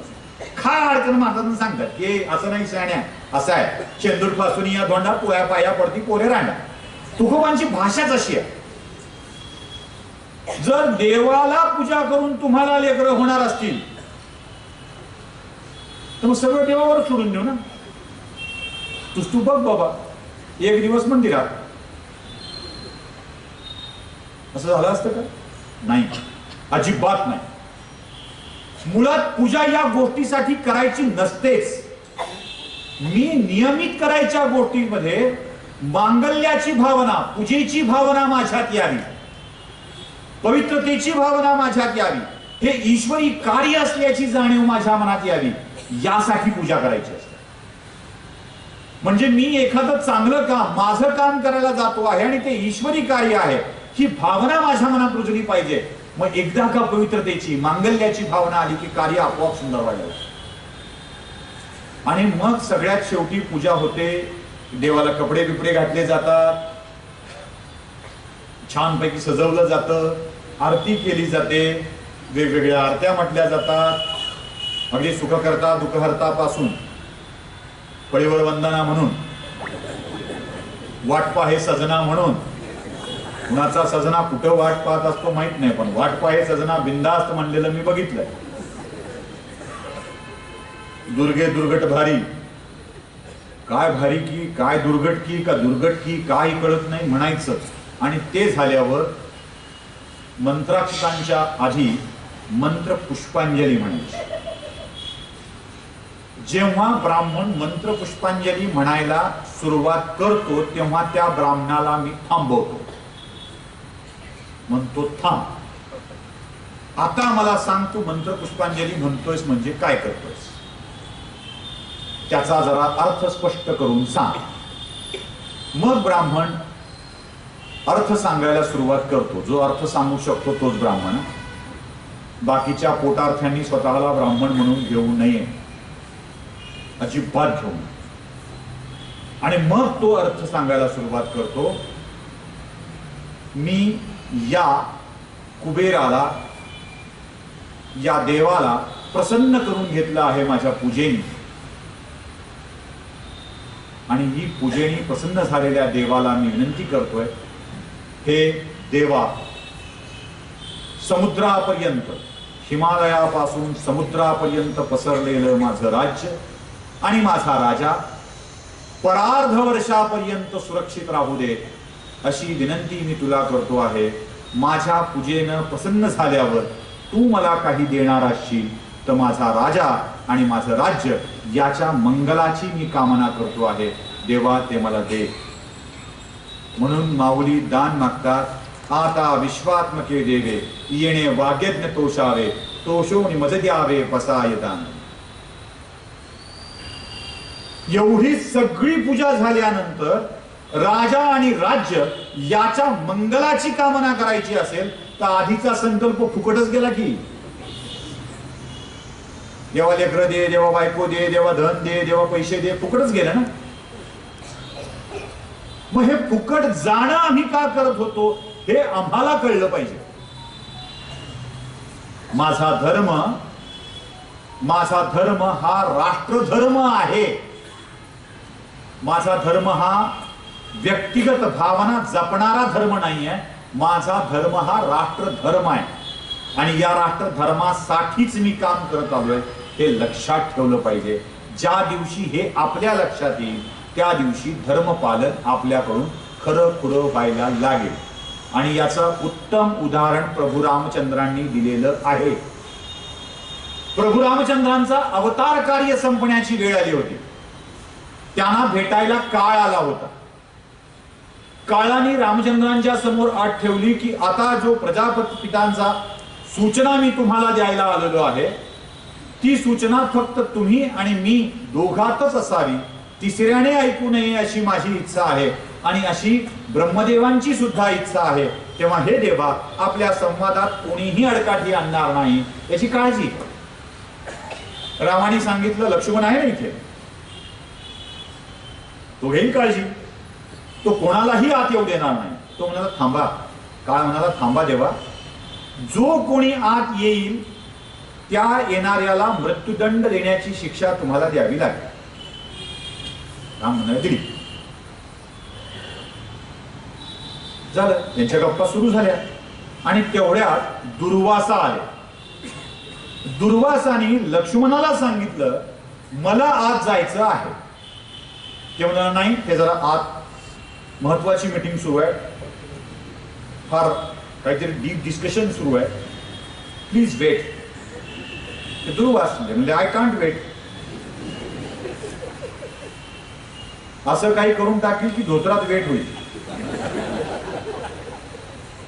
हे रामायण सांगण्याची पद्धत अशी आली ना, कारण आम्ही खिदळतो ना. म्हणून ज्या दिवशी असं बोलणाऱ्याच्या थोबाडीत मारायची ताकद आमच्यात येईल त्या दिवशी हे असं होणार नाही. ते म्हणाले थांब, तू जर मला थांबवत असशील तर मी तुझी अयोध्या भस्मसात करून टाकेन आत्ता या क्षणाला. लक्ष्मणाने विचार केला ह्याला आत पाठवू तर ह्याला मारते, मी आत गेलो तर मला मारते, शाला न पाठवू तर अयोध्या जाळी. सोपं काय, मीच जातो, मृत्यूदंड मला मिळेल. ते गेला. तेवढ्यात काळ गेला निघून आणि रामाला जात जात सांगून गेला की इसको. राम म्हणाले ठीक आहे आता काय, रघुकुलरी तर सदा चली आई, प्राण जाय पर वचन न जाय. लक्ष्मणाची हत्या करायची, लक्ष्मणाचा वध करायचा, लक्ष्मणाला मृत्यूदंड द्यायचं ठरलं. आणि मग कुलगुरूंनी सांगितलं दंड, मृत्यूदंड आणि त्याग या दोन्ही शिक्षा सारख्या आहेत. पण त्याग म्हणजे दोन मृत्यूदंड. रामाचा त्याग करायला लागणं लक्ष्मणासाठी मृत्यू समान आणि लक्ष्मणासारख्या भावाचा त्याग करायला लागणं रामासाठी मृत्यू समान. ते म्हणाले त्याग करा. लक्ष्मणाचा त्याग केला.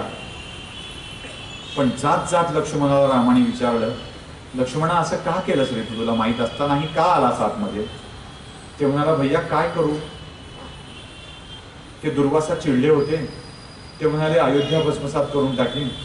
माझ्या जीवापेक्षा मला अयोध्या महत्वाची वाटली, मी आलो आतमध्ये. त्यांना पाठवलं असतं, तुम्ही त्यांना मृत्यूदंड दिला असता, ब्रह्महत्येचं ऋषी हत्येचं पातक लागलं असतं ते नको होतं म्हणून मी आलो आतमध्ये. रामाने मंद स्मित केलं त्याही स्थितीमध्ये आणि लक्ष्मणाला विचारलं, लक्ष्मणा कळाला तुला, कळाला मला काय म्हणायचंय तो धर्म? तो म्हणला कसला? अरे ज्या अयोध्येला वाचवायसाठी तू स्वतःला मृत्यूदंड स्वीकारायला तयार झालास तोच असतो राजधर्म. तू राजाचा भाऊ असून राजधर्म पाळला, अयोध्या महत्वाची मानली. मी तर प्रत्यक्ष राजा आहे, मला अयोध्येसाठीच जगलं पाहिजे.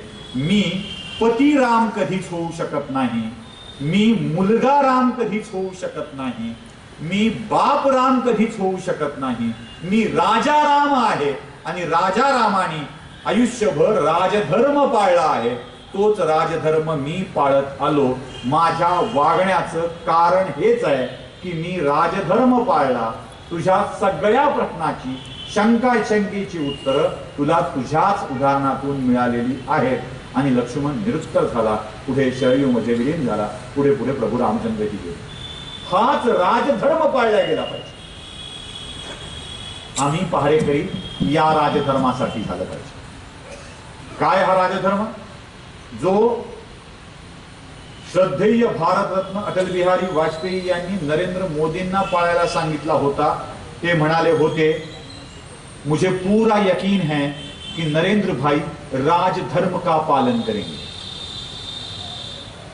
मुझे पूरा यकीन है. आणि नरेंद्र मोदींचं उत्तर होतं, हम भी तो वही कर रहे हैं जी.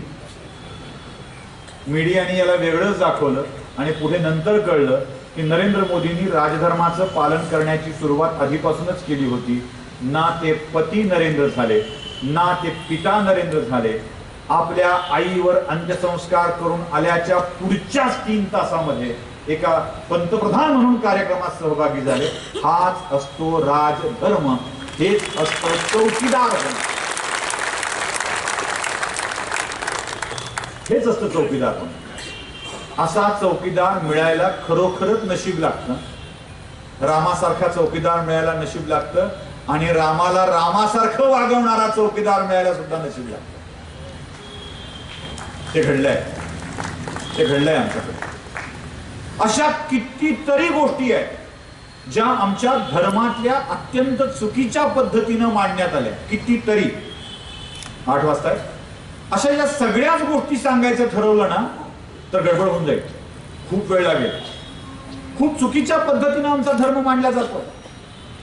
याला थांबवणं आवश्यक आहे, याला उत्तर देणं आवश्यक आहे.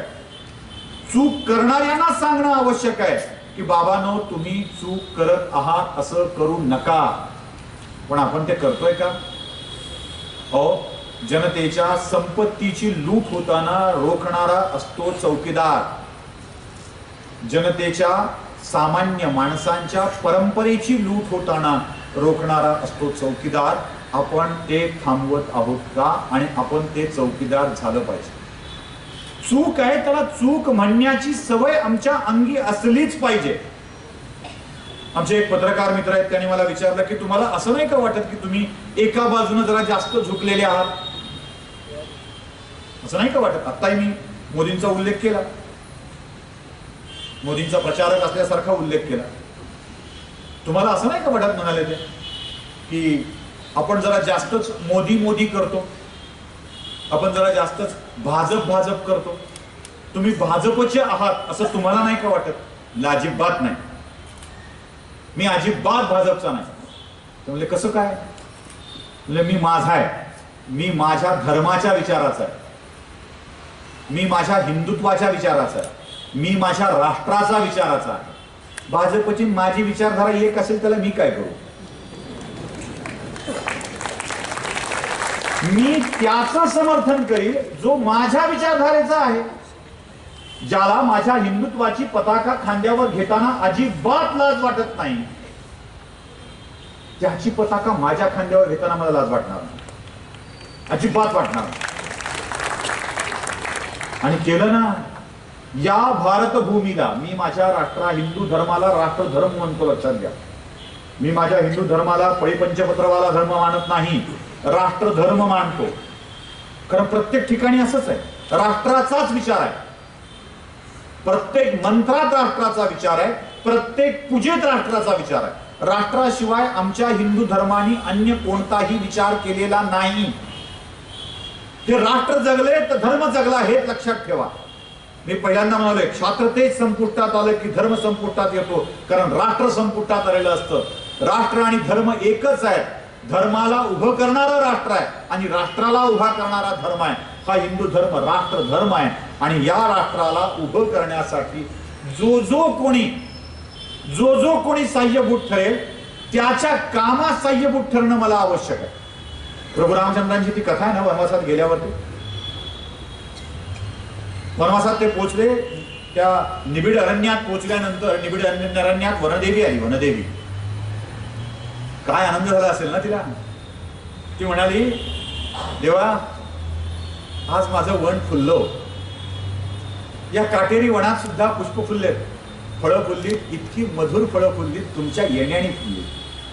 बस तुम्ही आलात म्हणून फुललीत देवा. माझी एक विनंती आहे, मला सेवा करण्याची संधी द्यावी. राम म्हणाले, मी वनवासात आलोय, ऐशारामात नाही. सेवा करण्यासाठी आलोय, सेवा करून घेण्यासाठी नाही. तेव्हा वनदेवी तुझे आभार, मला कोणतीही सेवा नको आहे, मी माझी पर्णकुटी बांधून राहील. ती म्हणजे नाही देवा, काहीतरी आपण आज म्हणतो ना, चहा तरी.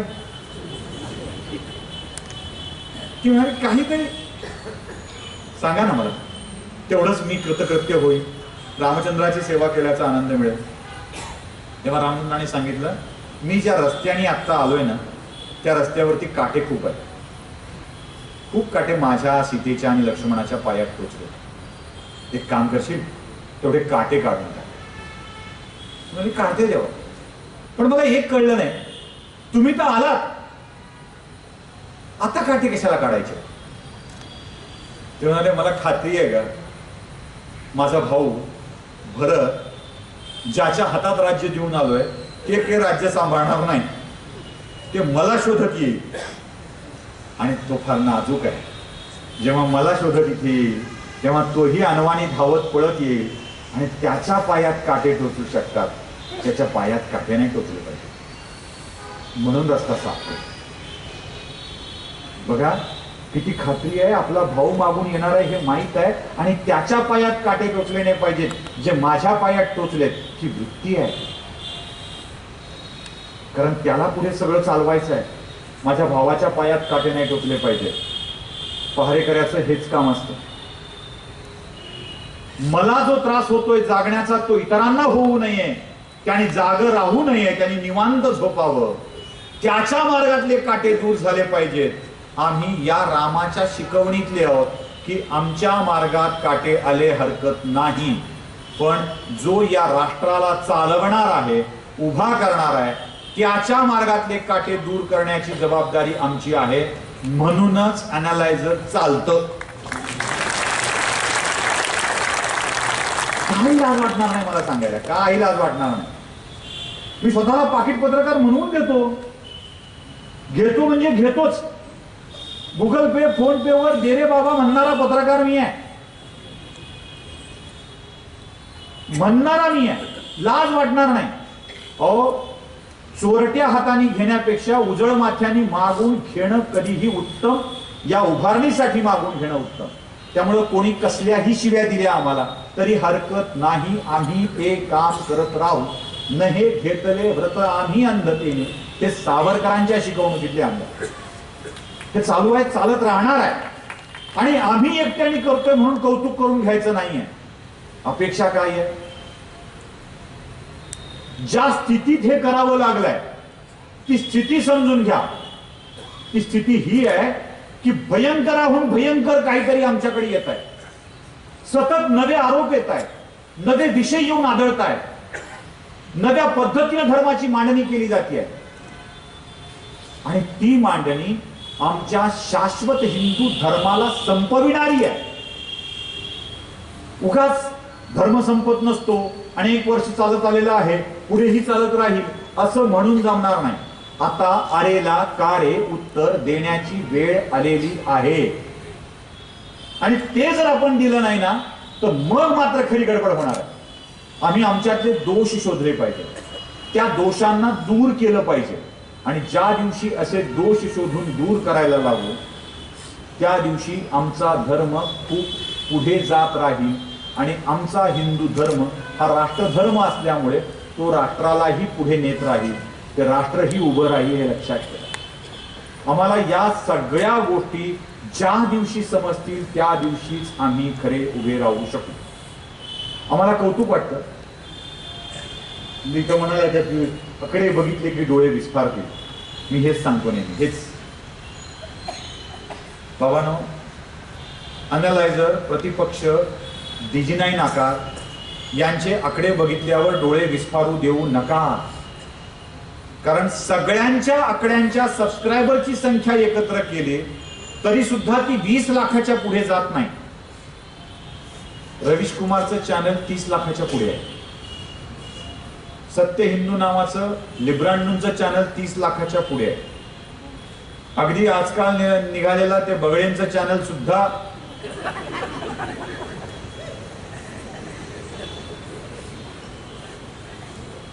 म्हणजे विरोधी विचारांची शक्ती ही आपल्यापेक्षा अधिक सशक्त होत चाललेली आहे।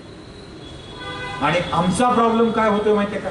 हे का माहित आहे आम्हाला, हे का माहित आहे आम्हाला, हे माहित आहे आम्हाला, ही जी वृत्ती आहे आणि पुढे न देण्याची वृत्ती आहे, पुढे न सांगण्याची वृत्ती आहे, तीच आमच्या धर्मासाठी घातक ठरते आहे, अडचणीची ठरते आहे। हे ठरायचं नसेल तर आम्हाला जे जे म्हणून काही चांगलं आहे त्या सगळ्याचा स्वीकार करावा लागेल, अगदी प्रामाणिकपणे विश्वास ठेवावा लागेल, त्याही पेक्षा पुढचा शब्द वापरतो श्रद्धा ठेवावी लागेल, आणि ही श्रद्धा ठेवली तरच आम्ही पुढे जाऊ शकतो। एक छोटीशी गोष्ट सांगतो आणि समारोपाकडे येतो। एकदा एक माणूस रस्त्याने चालला होता, समुद्र किनाऱ्यावर बीचवर चालत चालत चालत चालत तो निघालेला होता आणि अचानक त्याला तंद्री लागली आणि त्याच्या जीवनाचा चित्रपट त्याच्या डोळ्यासमोरून तरळून जाऊ लागला। लहान होतो, मोठा झालो, कसा अजून वाढत गेलो, काय काय केलं, हे सगळं त्या डोळ्यासमोरून जाऊ लागलं। आणि हे डोळ्यासमोरून जात असताना त्याला कळलं की आपण काही दिवस सुखात घातलेत, काही दिवस दुःखात घातलेत, खूप त्रास सहन केलाय, खूप आनंदही उपभोगलाय, आणि सगळा चित्रपट संपला की तो जरासा मागे वळून बघतो आणि वाळूत बघतो आपल्या सोबत सुखाच्या दिवसामध्ये देव चालत आलाय 4 पावलं आहेत, 4 पावलं आहेत, दुःखाच्या दिवसात मात्र आपलीच पावलं 2 आहेत, तिथे मात्र देव आपल्या सोबत नाही आहे। तो देवाकडे बघतो आणि म्हणतो, देवा इतका कसा रे स्वार्थी तू, जेव्हा मी सुखात होतो तेव्हा माझ्या सोबत चाललास, जेव्हा दुःखात गेलो तेव्हा माझी साथ सोडून गेलास, काय बरं संदेश द्यायचा होता तुला? मी दुःखात तुझ्या सोबत नसतो हे सांगायचं होतं की मी सोडून गेल्यावर दुःख वाटायला येतं हे सांगायचं होतं? तूही इतका स्वार्थी असशील असं वाटलं नव्हतं देवा, तू असा असशील असं, तू काही बोलू लागला देवाला, जसा अमिताभ बच्चन खुश तो बहुत हो गए तुम म्हणतो तसं। हे सगळं बोलून झाल्यावर देव म्हणला, थांब, एक सनसनून कानफटात मारली देवानं, म्हणाला, नालायका, तू 4 पावलं बघतोयस, 2 पावलं बघतोयस आणि मला शांतपणा शिकवतोयस, जरा नीट बघ। जेव्हा तू सुखात होतास तेव्हा मी तुझ्या सोबत चालत होतो, 4 पावलं तुझी माझी आहेत, जेव्हा तू दुःखात आलास तेव्हा तुला मी उचलून घेतलंय आणि परत सुखात आणून ठेवलंय, 2 पावलं माझी आहेत, तुझी नाही। तुझ्यात दमच नव्हता चालण्याचा आणि तुला एवढा अहंकार झाला की तू चालत आला आणि मी सोबत नाही असं वाटायला लागलाय। अरे मी उचलून आणलं नसतं तर तुला ती दुःख सुद्धा पार करता आलं नसतं, हे लक्षात ठेव। आणि मग त्याचे डोळे उघडले। आम्हाला श्रद्धा ठेवावी लागेल, कुठे ना कुठेतरी श्रद्धा ठेवावी लागेल, मनात विश्वास ठेवावा लागेल की दुःखाच्या दिवसात पैलतीर पार करून नेणारा आमचा देवच असतो, आमचा धर्मच असतो। म्हणूनच देव, देश आणि धर्मासाठी आम्हाला सतत काम करावं लागेल। त्या विषयात आंधळी श्रद्धाच ठेवावी लागेल, डोळसपणे विचार करण्याचा लिब्रांडो विचार तुमच्या मनात देखील स्पर्श देऊ नका। यालाच विवेक म्हणतात, यालाच धर्म म्हणतात आणि यालाच नीतीनं वागणं म्हणतात। डोळे उघडे ठेवून जगत रहा, देशासाठी, धर्मासाठी आणि सगळ्यांसाठी. धन्यवाद.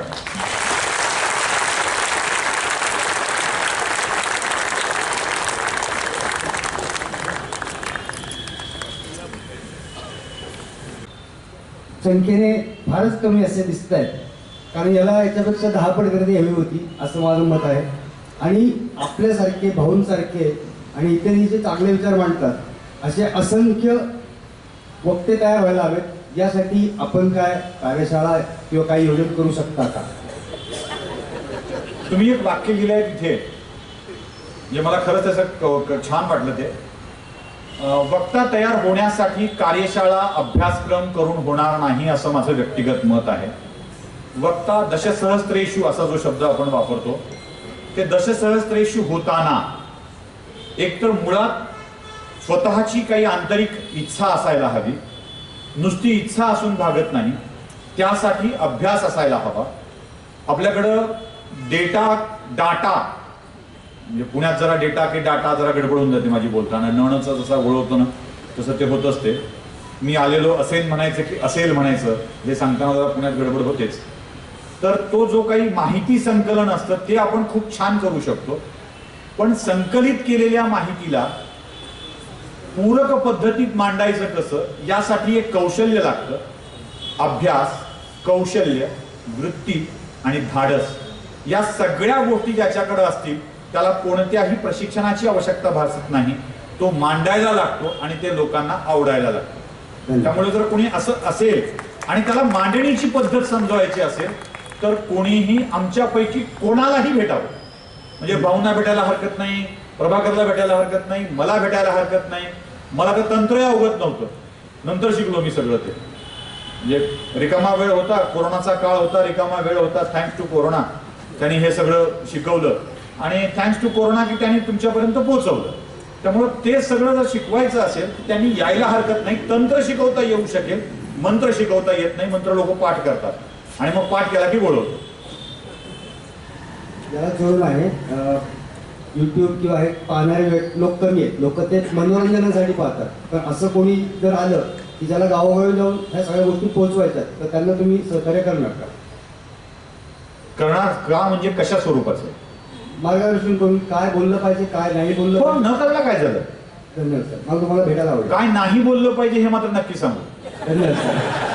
कारण आपल्याकडे काय बोललं पाहिजे सांगण्यापेक्षा काय नाही बोललं पाहिजे हे सांगणं जास्त आवश्यक आहे. अजून कोणी आहे?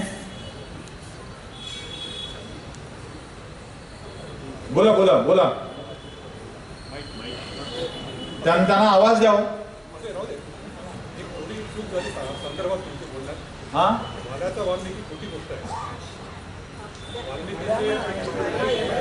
त्यांचं म्हणणं आहे वाल्याचा वाल्मिकी खोटी गोष्ट आहे. हा, पुढे. हा, वाल्मिकी रामायणामध्ये वाल्मिकी ऋषींनी स्वतःच्या 10 पूर्वजांचं वर्णन केलेलं आहे आणि ते 10 पूर्वज शुद्ध असलेले ब्राह्मण आहेत. वाल्मिकी रामायणात स्वच्छ उल्लेख आहे. असेल डिटेल्स मध्ये पाहिजे असेल. मी चिकित्सेत नाही गेलो त्या. आणि फार मोठी चुकीची गोष्ट बसवली गेलेली आहे पूर्वीपासून. आपण करून नाही मला नाही. माझं म्हणणं असं आहे ते असतीलही नसतीलही मुळात ऋषीचं कुळ शोधावं कशाला? एक. नंबर 2, समजा आहेत असं म्हणण्याने काही भलं होणार असेल तर आपण रोखावं कशाला? पुढचं, ते ब्राह्मण होते असं सांगून आपलं ब्राह्मणत्व श्रेष्ठ आहे हे सांगायचा अट्टहास कशाला? खोटी गोष्ट असे खोटी गोष्टच नाही. ती गोष्ट खोटी आणि पसरवणे हा भाग वेगळा. मी जे परंपरेने चालत आलेलं आहे त्याविषयी बोलतो आहे. आपण उगाच काहीतरी वेगळं सांगून म्हणजे हे असं आहे असं म्हणून. वाल्मिकी रामायणात कुठे आहे मी बघेन, म्हणजे मी वाल्मिकी रामायण तपासून बघेल. तुम्हाला नंबर दिलाय मी, त्याच्यावरती मला एक मेसेज टाकून ठेवा. त्याचे डिटेल्स मी तुम्हाला नक्की देईन आणि याचा विषय पूर्ण उल्लेख तुम्हाला पुढच्या एखाद्या व्हिडिओत मला सापडल्यावर सत्य सांगेन. मी आत्ता बोलणार नाही यासाठी की मलाही तुमचा तो ब्राह्मण होते हे सांगण्याचा अट्टहास दिसतोय की ते होतेच हे सांगण्याचा. मग आपण असं म्हणतो की पुलत्से नव्हतेच, रावण वेगळाच होता.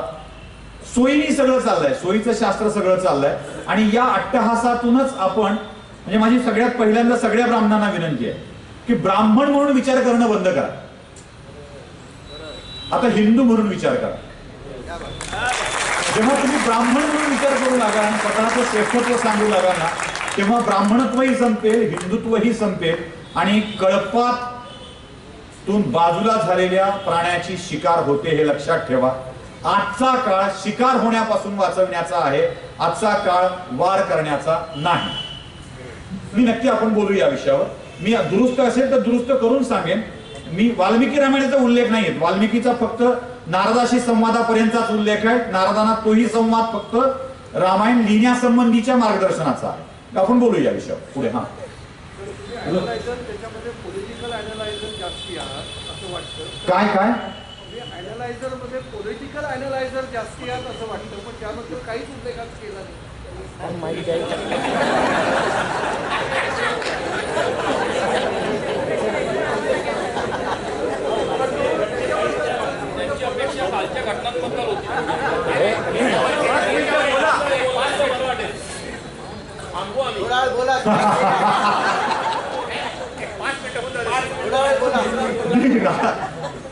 राजकीय बोलताना आजचा विषय पहारेकरी असा होता.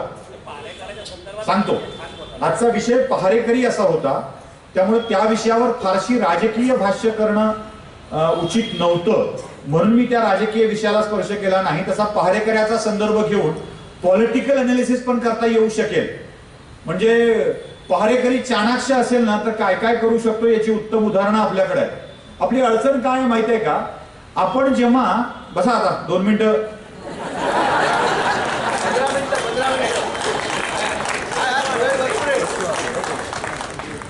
आपली अडचण काय माहितीये का? जसे हे वाल्मिकीवर बोलताना माझ्याकडे अचानक आले आणि ते म्हणाले की वाल्मिकी ब्राह्मणच होता असं सांगा, असं आपण म्हणतो. म्हणजे विशेषतः आता मी ब्राह्मण आहे म्हणून तो बोलण्याचा अधिकार आहे म्हणून बोलतो, त्याचा तो गैरफायदा घेऊन, गैरफायदाच म्हणतो मी, गैरफायदा घेऊन बोलतो.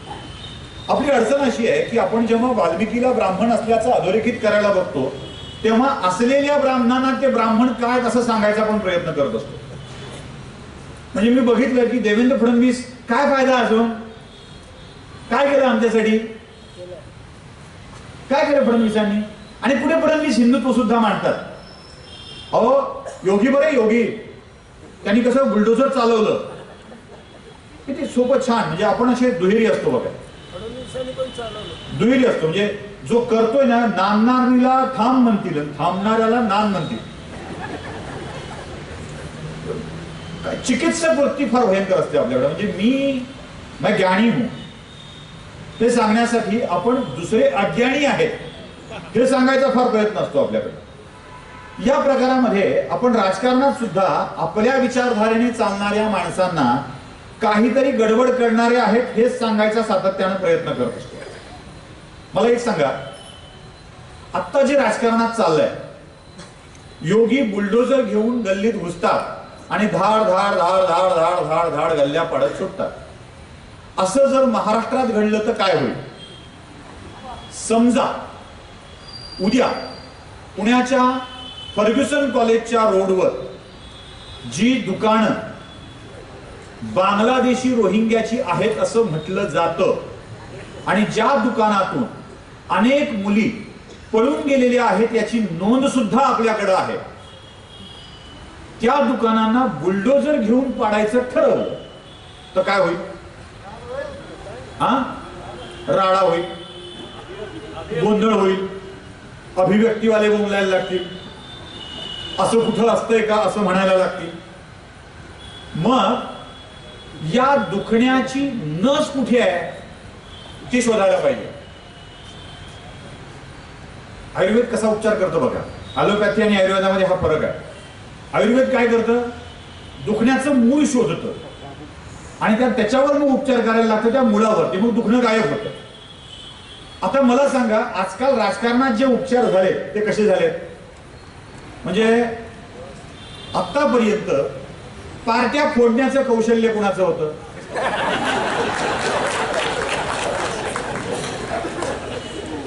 हायक संख्या होती 13. छगन भुजबळ को लेके भाग गए, छगन भुजबळांना घेऊन गेले. पण यांचं कौशल्य इतकं होतं की आधी हे काँग्रेसमध्ये, ते फोडलं, काँग्रेस येस केलं, ते सोडलं, पुन्हा काँग्रेस आय मध्ये गेले, आधी नुसतं काँग्रेस होतं, पुन्हा काँग्रेस आय झालं. आय फॉर इंडिया की आय फॉर इंदिरा हे त्यांनी ठरवावं. ज्यानं त्यानं आपापल्या प्रमाणे आय घालावं.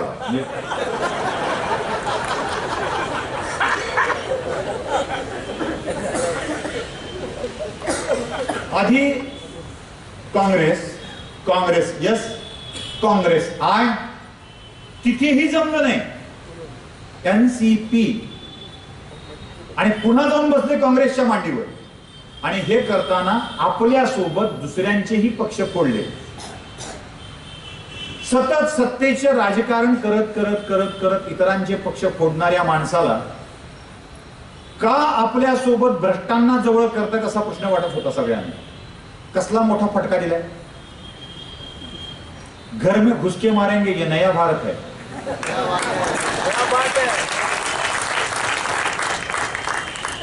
पुतण्या पळविला, 40 पळविले, पार्टी पळविली, चिन्ह पळवलं. आता आपल्याच पक्षाला आपलंच नाव देऊन चालवावं लागतंय.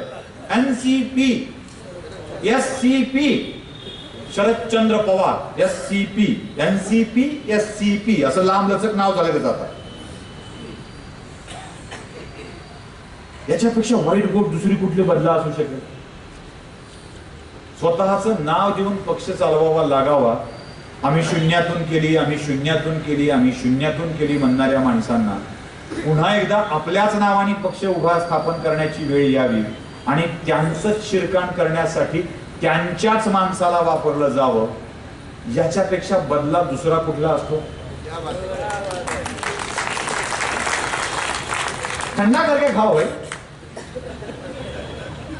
आवाज नसतो काठीला. देव जेव्हा, मी पुन्हा देवेंद्रचं कौतुक करत नाहीये, देवाच्या काठीला आवाज नसतो असं म्हणतात आणि तो नसतोच. तो असा वर्मी घाव बसतो ना. आणि यापेक्षा दुसरी कुठली चांगली गोष्ट असेल की त्यांच्याच घरात छिद्र पाडून त्यांचीच माणसं काढून न्यावी. पुतण्यानं काकाला सांगावं की रिटायर्ड व्हायची वेळ येईल तरी अजून खुर्चीवर बसलास का. जे तुम्ही सगळे पुणेकर मनातल्या मनात म्हणत होतात. पेपर आल्याबरोबर बायकोला म्हणायचा, होय ग का माणूस गप बसत नसत. जाऊ दे तसंच करणार आहे. त्यानं म्हणायचं जाऊ दे काय किती दिवस भोग आहेत कुणा ठाऊ. जे तुमच्या मनात होतं ते सगळ्यांच्या मनात होतं आणि ते त्यांच्या पुतण्याकडून करून घेणं यापेक्षा दुसरी कुठली शक्ती असेल. जे मागे खिशात राजीनामा घेऊन धमक्या देत होते त्यांनाच बाजूला काढलं आणि मातोश्रीच्या सत्तेला पालथं टाकलं. त्यांचाच मुख्यमंत्री गेला आणि त्यांच्याच हातून त्यांचंच शिरकाण केलं जात आहे. लिब्रांडूंची रणनीती हीच आहे बघा, लक्षात घ्या. ते आपल्याच माणसांच्या हातून आपल्याच कुबेरांना सांगतील बोला हिंदूंच्या विरोधात, आपल्याच केतकरांना सांगतील बोला हिंदूंच्या विरोधात, आपल्याच वागळेंना सांगतील बोला तुमच्या विरोधात आणि ते बोलून आपलं शिरकाण करतील. त्यांचेच शिंदे, त्यांचेच केसकर, त्यांचेच अजित पवार, त्यांचीच सगळी त्यांना शिव्या घालायली. पाहुण्याच्या काठीनं साप मारायला व्यक्त करा ना आनंद.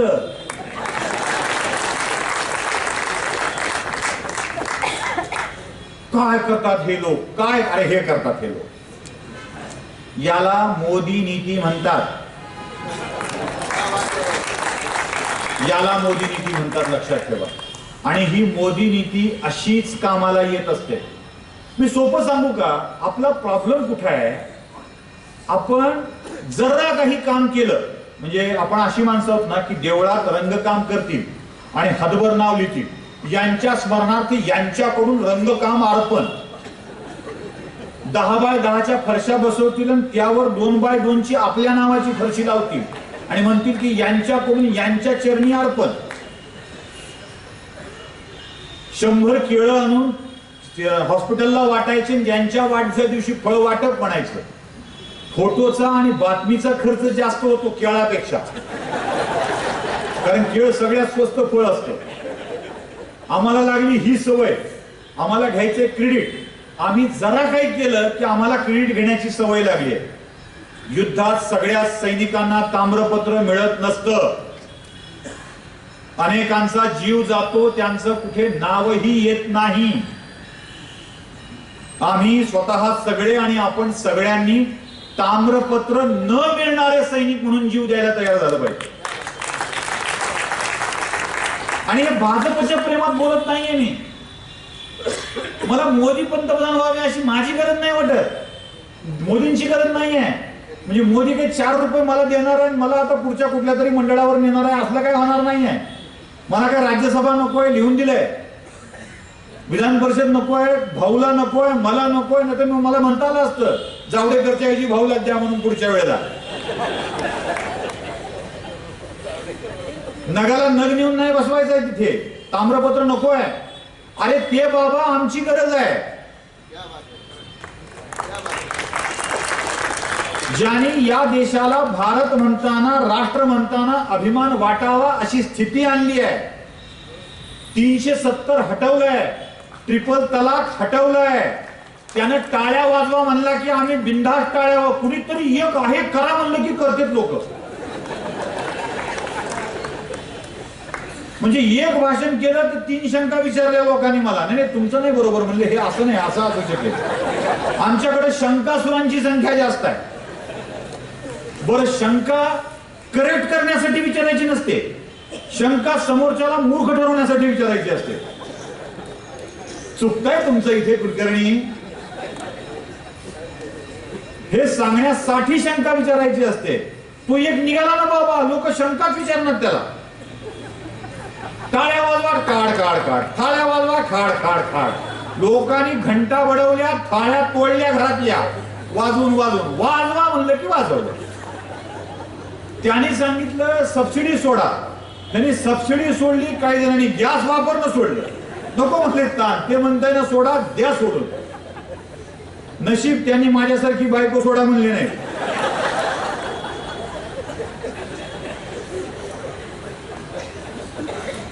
एक कोणीतरी असा निर्माण झाला या देशामध्ये जो या देशातल्या जनतेला काहीतरी करायला लावतोय आणि ती जनता करते आहे आणि त्यातून माझं राष्ट्र सशक्त म्हणून उभं राहत आहे. काय अवस्था आहे जरा श्रीलंकेत जाऊन बघा. श्रीलंकेच्या माणसांना विचारा जगताय कसे. दिसलं माकड की मारते, दिसलं माकड की मारते, त्याचा मेंदू काढते, त्याचं मांस काढते आणि चायनाला निर्यात करते. त्याच्यावर जगतोय श्रीलंका.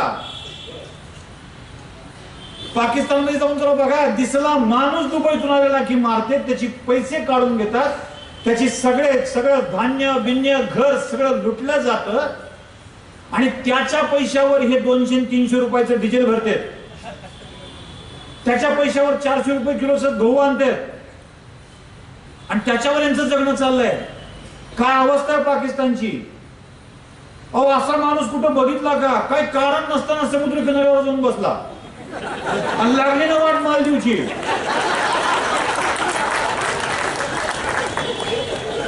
ते म्हणले का ते मालदीवला जाऊ नका असं म्हणले का ते एवढंच म्हणले आमचं बेस्ट आहे. खुर्ची टाकली, शाल पांघरली, जाऊन बसले, म्हणले आमचं बेस्ट आहे. लोक म्हणले त्यांचं फालतू आहे. बर हे सोडा, मालदीव छान का काय छान सोडून द्या. त्या इटलीच्या बाईचं ट्विट बघितलं का. म्हणजे मला उगाच भीती वाटू लागली होती. तिने ट्विट काय करावं, आपला समुद्र किनाऱ्यावरचा फोटो काय टाकावा आणि त्या खाली लिहावं. कळतं ना तुम्हाला, मला आजकाल समुद्र किनाऱ्याची ओढ का वाटू लागली. म्हणलं बाई 73 वर्षाचं आहे. पहिलं नाही म्हणलेलं आहे. एका देशाच्या पंतप्रधानाला आपल्या पंतप्रधानाच्या विषयी एवढी विलक्षण ओढ वाटावी. एका देशाच्या पंतप्रधानाला आपल्या पंतप्रधानाच्या चरणावर आपले हात टेकवावे वाटावे. तुम्ही होतात म्हणून असं अफगाणिस्तानच्या तालिबानी संघटनेनं सांगावं. एक आशेचा किरण दिसतोय ना. कधीतरी आम्ही अनुयायी म्हणून त्याच्या मागे गेलं पाहिजे ना. अहो किती जणांच्या डोळ्यात अश्रू आले असतील हो राम मंदिर बघून. अहो ती बाई करोडपती झाली हो. राम आएंगे तो पालना झुलाऊंगी गाणं ऐकूनच करोडपती झाली होती बाई. एक माणूस करोडो लोकांची स्पंदनं जाणतोय, या देशाला उभं करतोय, तर त्या माणसाच्या मागे उभं राहताना आम्ही शंका का म्हणून घेतोय? कशासाठी हव्या त्या शंका? या शंकांचं जाळच बाजूला करण्याची गरज आहे. आणि मी खरं सांगू, अगदी प्रामाणिकपणे सांगतो, याला कोणी प्रचार म्हणा, याला कोणी तटस्थता काय म्हणायचंय ते म्हणा, मला तटस्थ होणं मान्यच नाही. ते टाळ्या वाजवी तटस्थता, ये भी सही है वो भी गलत नहीं है, याला काय अर्थ आहे? कुणाला तरी चांगलं म्हणावं लागेल, कुणाला तरी वाईट म्हणावं लागेल, वाईटाला सोडून द्यावं लागेल, चांगल्याला सोबत घ्यावं लागेल, नाहीतर चांगल्याची साथ द्यावी लागेल आणि पुढे जावं लागेल. आम्ही जे उत्तम घडतंय, आज पहिल्या 5 मध्ये आहोत, उद्या पहिल्या 3 मध्ये जाऊ. मी तिसरे राहू म्हणत नाही, पहिल्या 3 मध्ये जाऊ. पहिले असू, दुसरे असू की तिसरे असू, पण पहिल्या 3 मध्ये जाऊ. अर्थव्यवस्था मजबूत होतीये. म्हणजे जो प्राऊड फिलिंग आपण एपीजे अब्दुल कलाम राष्ट्रपती झाल्यावर करतो ना, सांगा असं वाटायचं, फक्र के साथ कहेंगे अरे एपीजे आमचे राष्ट्रपती आहेत, तसं आज जगात लोक तुम्हाला म्हणतात अरे मोदी तुमचे पंतप्रधान आहेत. मग आम्ही बिनधास्तपणे त्यांच्या मागे उभं राहण्यात प्रॉब्लेम काय? किती संकुचित विचार करतो आपण. नाही, इथे जरा पुण्यात ना यांना संधी द्यायला हवी होती. तुला कळलं असतं बाबा, संधी कुणाला द्यायला पाहिजे होती, तर एवढे वर्ष पुण्यात तू आधी दिली असते की त्यांना संधी. आधी सगळे तोंडावर पडले होते, संधी मागणारे, संधी घेणारे. का नव्हतं जमलं? हे जमतंय त्या नावामुळं. मग तो जो देतोय त्यालाच संधी, तोच संधी साधू. काय म्हणायचंय ते म्हणा आणि ठरवा एकदा. कारण आता जर आपण आपला शहाणपणा सांगायचा प्रयत्न केला, घात झाला समजा. ते कोथरूड असू दे,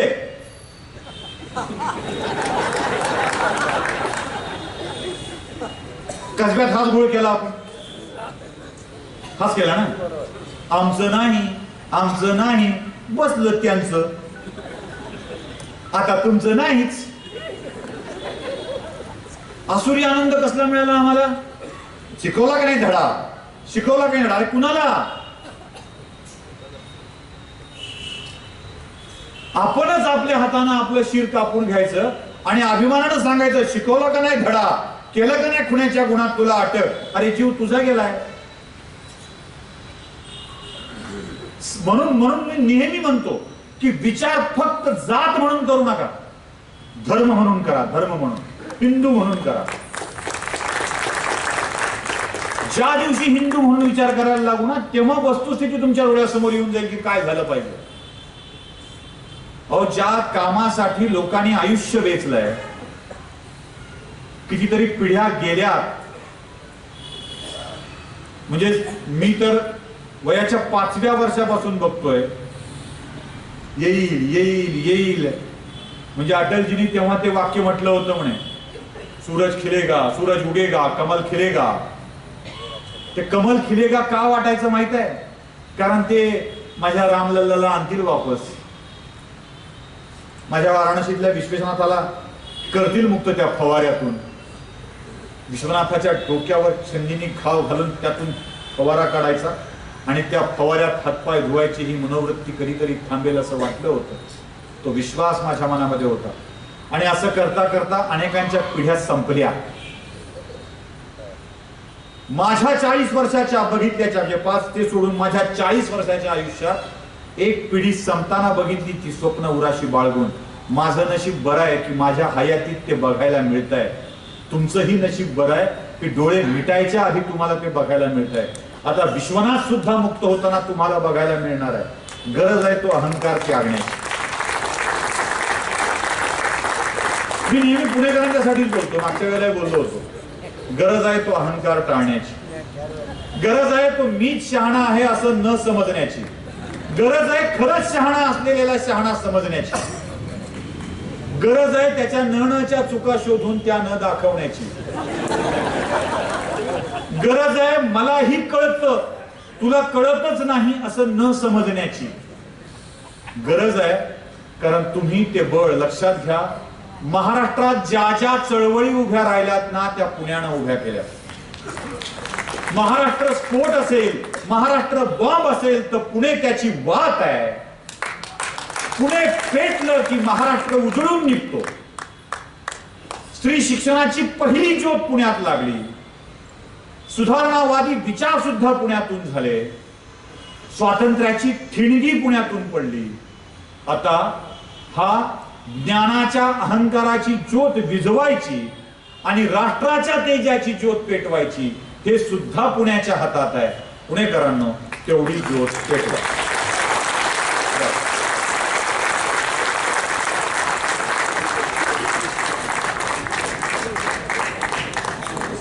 धन्यवाद शब्द अपुरा आहे. आजचा विषय पहारेकरी, त्याचप्रमाणे उद्याचाही विषय पहारेकरांच्या संदर्भातलाच आहे. सीमेवर पहारा देणाऱ्या सैनिकांसाठी सुमेधाताईंनी जे काम केलंय सियाचीनमध्ये ते शब्दातीत आहे खरं तर, पण तरी देखील त्यांच्या शब्दातनं उद्या आपल्याला ते ऐकायचंय. त्यामुळे उद्याही आपण अशाच मोठ्या संख्येने या ठिकाणी उपस्थित राहावं. धन्यवाद. शुभरात्री. सुशीलजींना खरं तर मुंबईला जायचं होतं, घाई होती, पण पुणेकरांचा हो आहे आहे आहे आहे सॉरी तरी पुणेकरांचा आग्रह न होता त्यांनी त्यांचे षटकार मारले. त्यामुळे आपण परत एकदा टाळ्यावरून त्यांना धन्यवाद देऊया. Thank you so much.